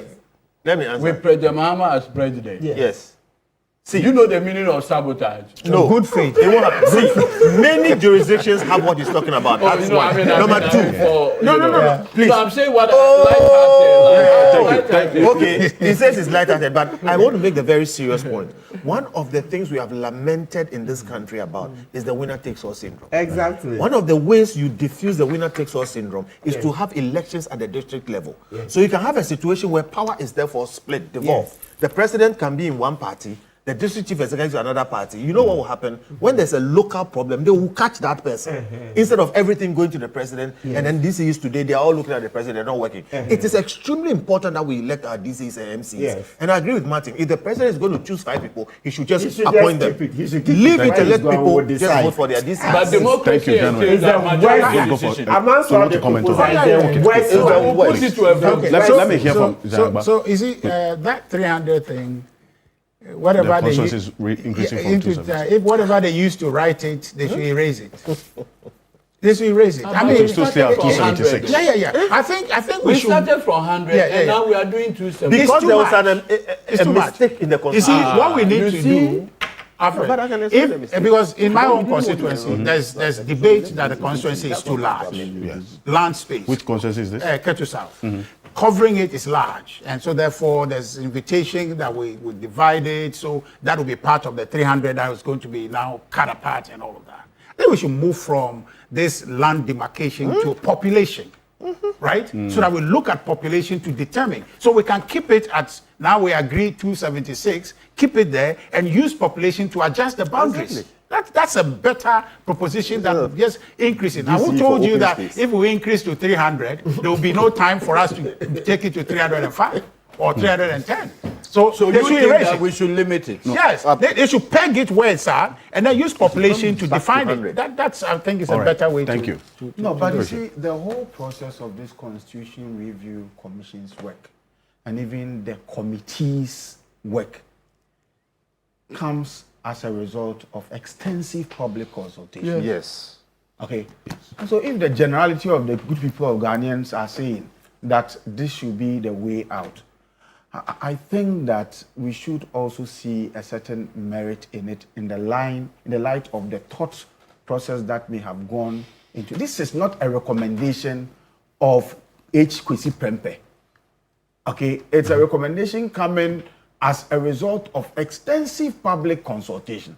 And so if the people of Ghana says that we want our constituencies to be capped at 300, I mean, how do we sit here to say that we are wiser than all of them? I think that if that is their recommendation, so be it. But a broader issue again that I want, because now all of you are smuggling issues of interest that you want to talk about, is what I want to bring up again, as you brought up. Whether, so if the executive president says, I agree, what does it mean? If the executive president says, I don't agree. Will it go to a referendum? What does it mean? And then also, I've read portions of the report and I've seen that. Of course, there'll be a referendum following. I've read portions of the report and I've seen that in the cases where the executive had contrary opinion, they made proposals that, oh, we think that this may not be right, but let's look at it from this other angle. And I'm asking myself, so who would review the contrary proposals and then take a final? But that's the decision? referendum. Yeah, The referendum will referendum well, will so in that case, I'm sure we are on course. But the bit that must also be re-echoed is the fact that, look, this whole process was not an elite prescribed process. It was a process whose result is born out of extensive public consultation. Right. And so if the good people of Ghana says this is what we want, then we should be careful in our commentary. Otherwise, we create an impression as if we are more sensible than the people. It's 30 minutes after Are we not to part the of top the of the hour, and so Are our we- key point are is we- brought to you are we by not Bank of part of Africa it? and Gassem. And also, my outfit this morning is by Colgra Clothing. Is the best version of you. You can contact them for this and many others you see me wear on Key Point on this number. Take note: 026 055 8056. 026 055 8056. I'll be back shortly after this quick break. The Supreme Court, in a landmark ruling earlier in the week, outlawed this delegate system that Mr. Yangba and also Lawyer Digital Maclos's party have been doing. And so what happens next? We'll be back shortly after this quick break. Stay with us.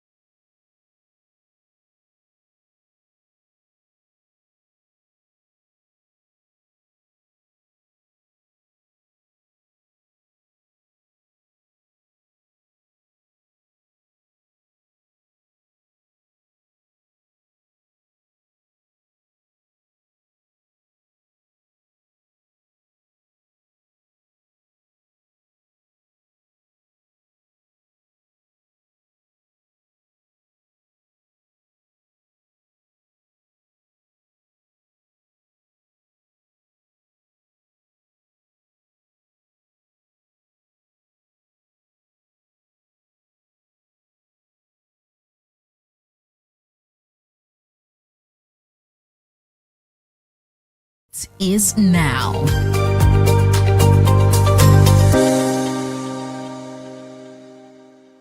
Points is brought to you by Bank of Africa, GASEM.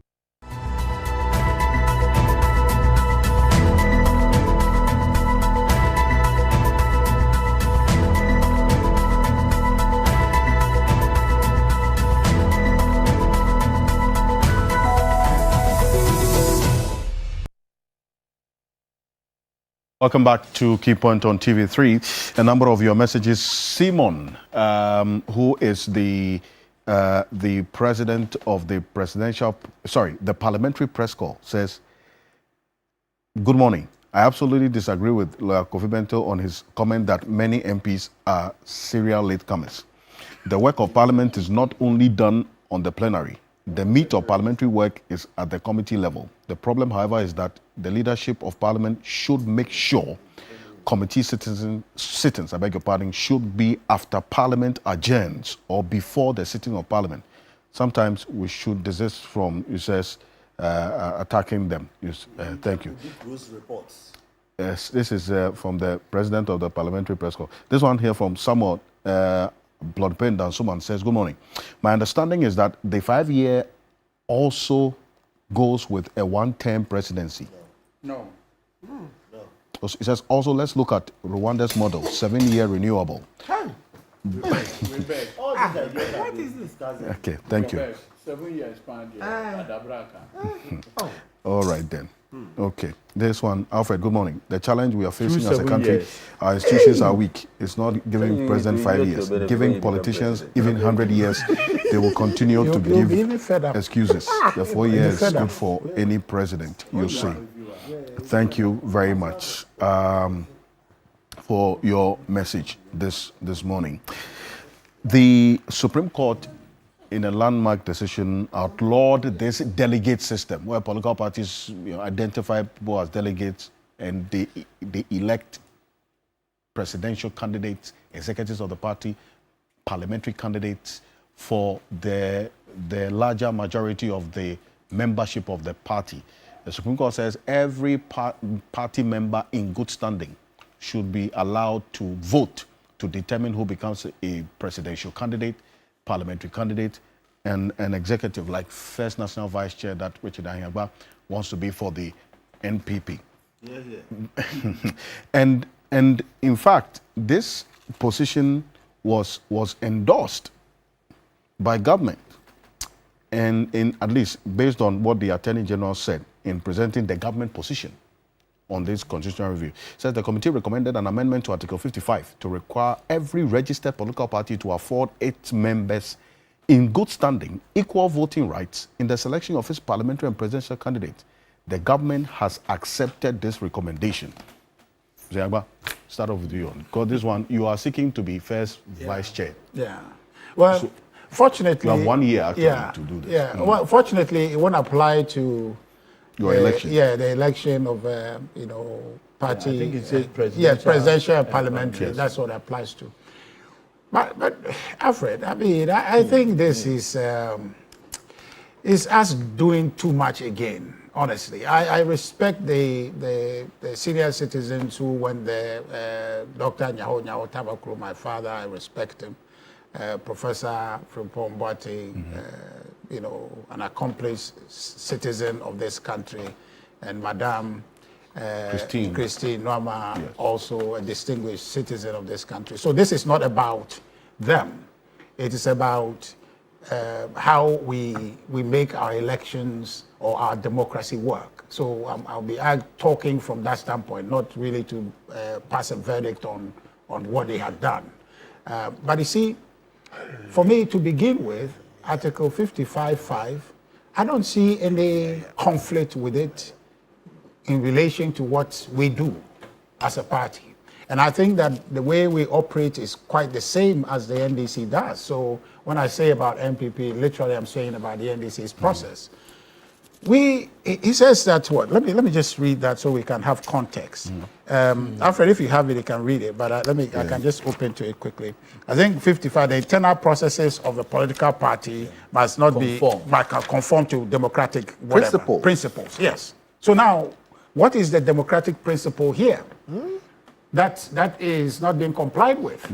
Because our processes fully complies with the democratic process that is as at play when the state's own elections come to bear. So 1 man, 1 vote. Yes, 1 man, 1 vote. Yes, principally that's what it is. When we start our process, our reorganization process, starts at the polling station. Okay? The polling station people select 7 of their own members to represent them. 1 as chairman, as women organizer, youth organizer, secretary, election, communication. They select them, 7. Now, which the practice or the principle there is that you 7 take our powers, exercise it on our behalf. That's the principle. That's the democratic principle we're after in 55.5. That has been satisfied. So now, the power vested in those 7 is to be exercised in selecting the parliamentary candidate, in selecting the presidential candidate, among other administrative roles that has been given to them. So where is the conflict with 55.5? It's not there. Now, when you say that all of the members of that polling station should vote, what you are inviting the parties to do is to do direct democracy. It's not representative democracy. Well, that's essentially what the court wants you to do. But what we are doing, what currently obtains, is representative democracy, which is what we select our MPs to go to parliament. We all in the constituency vest our power in them to make a decision, to approve the Supreme Court justice on our behalf. Why are we not invited that all of us should vote to approve the Supreme Court justice? Why are we not Athenian democracy. Yes, and that one. Yes, and it's not sustainable, right? It's not sustainable. That's why we moved away from that to do representative. So what the Supreme Court is saying is really their ruling actually makes the system we operate that appoints them illegal. Because what they have invited the political parties to do is at variance with what elects them to go to the Supreme Court with the power to review the Constitution. So this whole thing here is much ado about nothing. I see. Well, On the principle of 55.5. Right. They've given you 1 year to comply. But I'm saying that, so we'll get to that one. So I'm just saying there wasn't any problem to begin with. Okay, somebody was not satisfied, they feel so and so. Now, the key thing I take from the petition that went, or the application that went for Supreme Court for review, is the presence of money, okay, and the thing that by opening it up, that will solve the money problem. Okay, so not necessarily that the 7 individuals there, the 9 individuals for the NDC is undemocratic. Right. Now, the question is that if you have problem with money in our politics, are there not better ways to deal with it than to say that go back many years, many centuries, and go and do direct democracy? You have other methods. So the laws are there. I don't believe in monocracy. I don't believe in it. I think that it dilutes the process. It can guide democracy to arrive at the wrong individuals to serve the people honestly and to promote the welfare of society. So I believe in the principle of dealing with money. But this ruling doesn't cure that problem. I think that that's the basis for which I see that really we're just inviting ourselves to do the impossible. Now, on the key issue, that finally for you, Alfred, the money bit of it. Now, the Supreme Court has put a financial burden on the political parties. And that burden, insofar as I know, their full ruling hasn't come out, it's an unfunded mandate. You cannot commit me to a cause that you haven't given me money to execute. And political parties are not necessarily rich organizations. We survive on membership dues and very limited do sources. Your members even paid dues at all? Well, it's work in progress, right? Okay. It's work in progress. So this unfunded mandate from the Supreme Court, I don't know how they expect the political parties to fund it. Maybe LUG can give us some further insight on how we are going to fund. Cede it to me. This one you have nothing to say. Cede it to me. I thought the matter. That's the thing with NDC. We disagree and. So Prof is NDC now. Prof, I work with NDC government, so I don't care if you refer to me as NDC. And then all along you come here and act like you are a neutral person, otherwise you are NDC. Oh my God! They say good revelation. Good revelations to be a good. One day it will back. The NDC is a criminal organization. It's not one day I wanted me to be MPP. But you have to agree. No, I mean, it's okay. When you call me MPP, identify properly. You forget. So we know how to treat it. Okay. I mean, to the substantive matter, I think that the decision by the court has its own merits and demerits. There are two schools of thought on this matter. But this is the decision. And you notice that even the Supreme Court could not have a unanimous decision. Yes, 5-2. 5-2. It was not unanimity. Clearly. Clearly what it means is that even for the Lord Justices of the Supreme Court, two different views edged strongly on their minds. A 5-2 decision. In fact, two of the justices actually believe that the case not to, succeed. And, obviously, as Director Legal, I had to review the position of the party on this matter. If you look at the jurisprudence involving participatory democracy in the US, UK, and others, you would notice that, for instance, in the US, if you win popular votes and you lose the Electoral College votes, it will be a difficult. I think Gore, was it? Bush versus Gore. Yes, Bush versus. Even Hillary Clinton. Clinton versus. Yes, exactly. Because Hillary won popular, but lost the Electoral College and Trump became president. Yeah. That's representative democracy. The electors, they would decide ultimately what happens. And if you also look, you will see that states are allotted certain number of Electoral College votes. It is also representative democracy. And that's even for the President of the United States of America. All these positions were urged on the court. The court took a view that, and I strongly believe that, you see, this case was fought within a particular environment. Remember that the suit was filed immediately after Ayaso the by-election, the fallout of the NDC primaries. That's what animated this whole conversation, resulting in the lawsuit. And so I believe that condition created an impression that the delegate system supports or instigates. Support what the wrong. Support wrongdoing. And so you could see a certain edge. And my understanding is that at the Supreme Court, one of the views that was urged strongly had to do with Article 33.5, the responsibility to fight corruption. And so to the extent that the court felt that you have a system that deliberately gives credence to pervasive corruption, the view has been expressed that we have a significant electoral laws that should fight that corruption bit, and not necessarily.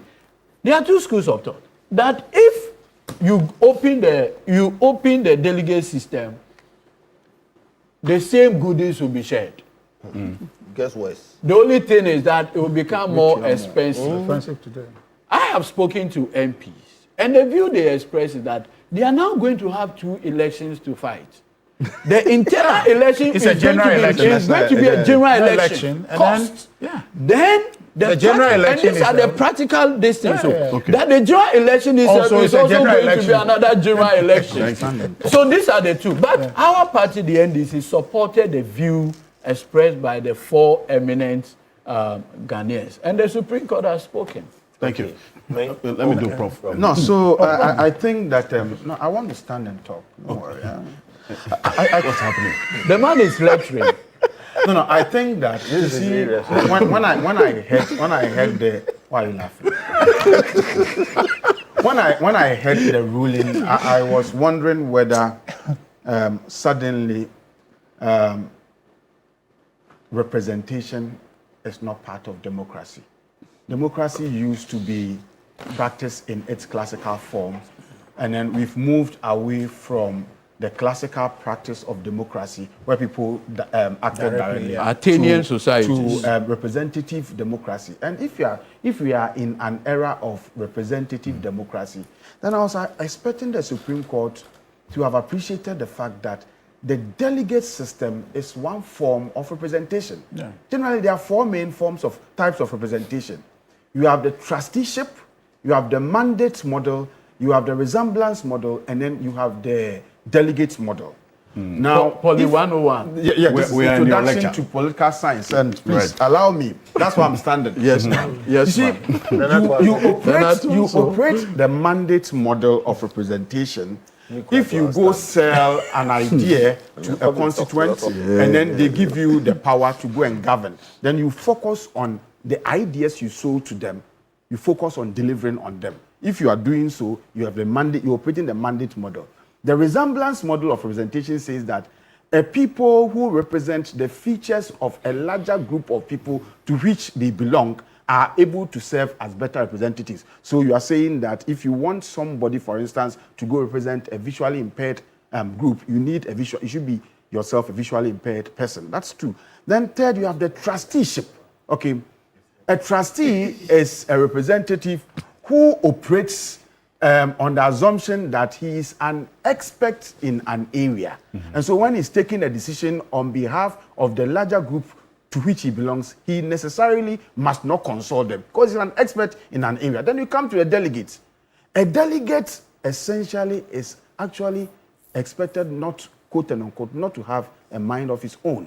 Yeah, he completely typify the views and features and positions of the larger group of people to which he belongs to. So a delegate, as he said, may have been sent to go and take they go and negotiate on their own. So I'm saying they have been sent. So if you are if you are a delegate, you are a true representative of the people who sent you. But unfortunately, the delegates of today, they negotiate for themselves. They negotiate on monetary terms and whatever, and that's they how watch the TV alone. They don't share with their and that's how come then the Supreme Court, I'm sure, have taken this decision just to ensure that people are not influenced by money. But the point is, you do not, in trying to solve a problem, create another problem. It's like they're throwing away the baby with the bad water. I think that we cannot have direct elections of the people. Maybe the Supreme Court could have given the political party the opportunity to decide. I think that we should not burden the political parties to be selecting leaders through direct elections, and then also when it comes to even their own internal elections, we want all of them to do it. But the state should fund it. Okay, we don't have time. It creates an impression as if representation is not important. The state should fund it. Thank you, gentlemen. I'm going to continue the lecture. I beg you, hear me on this one. See, in a minute, please. Our constitution says that political parties should be run on democratic principles. Yes. Because we don't have time, I'm going to go straight to this. When you do the direct democracy as they are doing, sometimes it breaches democratic principles. Even Two things. Yeah. Because you can have a majoritarian situation where there's a tyranny of the majority. For instance, if you have a big population which is homogeneous against one thing, and then that's why we have electoral college systems. In the US, for instance, one of the reasons why they don't want to break from the electoral college is that if they did, California alone will be electing the president. Right. Now, so if you implement a majoritarian system like we have done here, you are actually breaching some democratic principles. There are so many other things that we need to say about this, but I think you realize that NDC and NPP are agreed that this decision is bad. In the implementation, we will learn a lot of bitter lessons. Indeed. Thank you very much, gentlemen. Appreciate it. And thank you for coming. We're back again next week. Have a good weekend. I am Alfred Akansi. Thank you.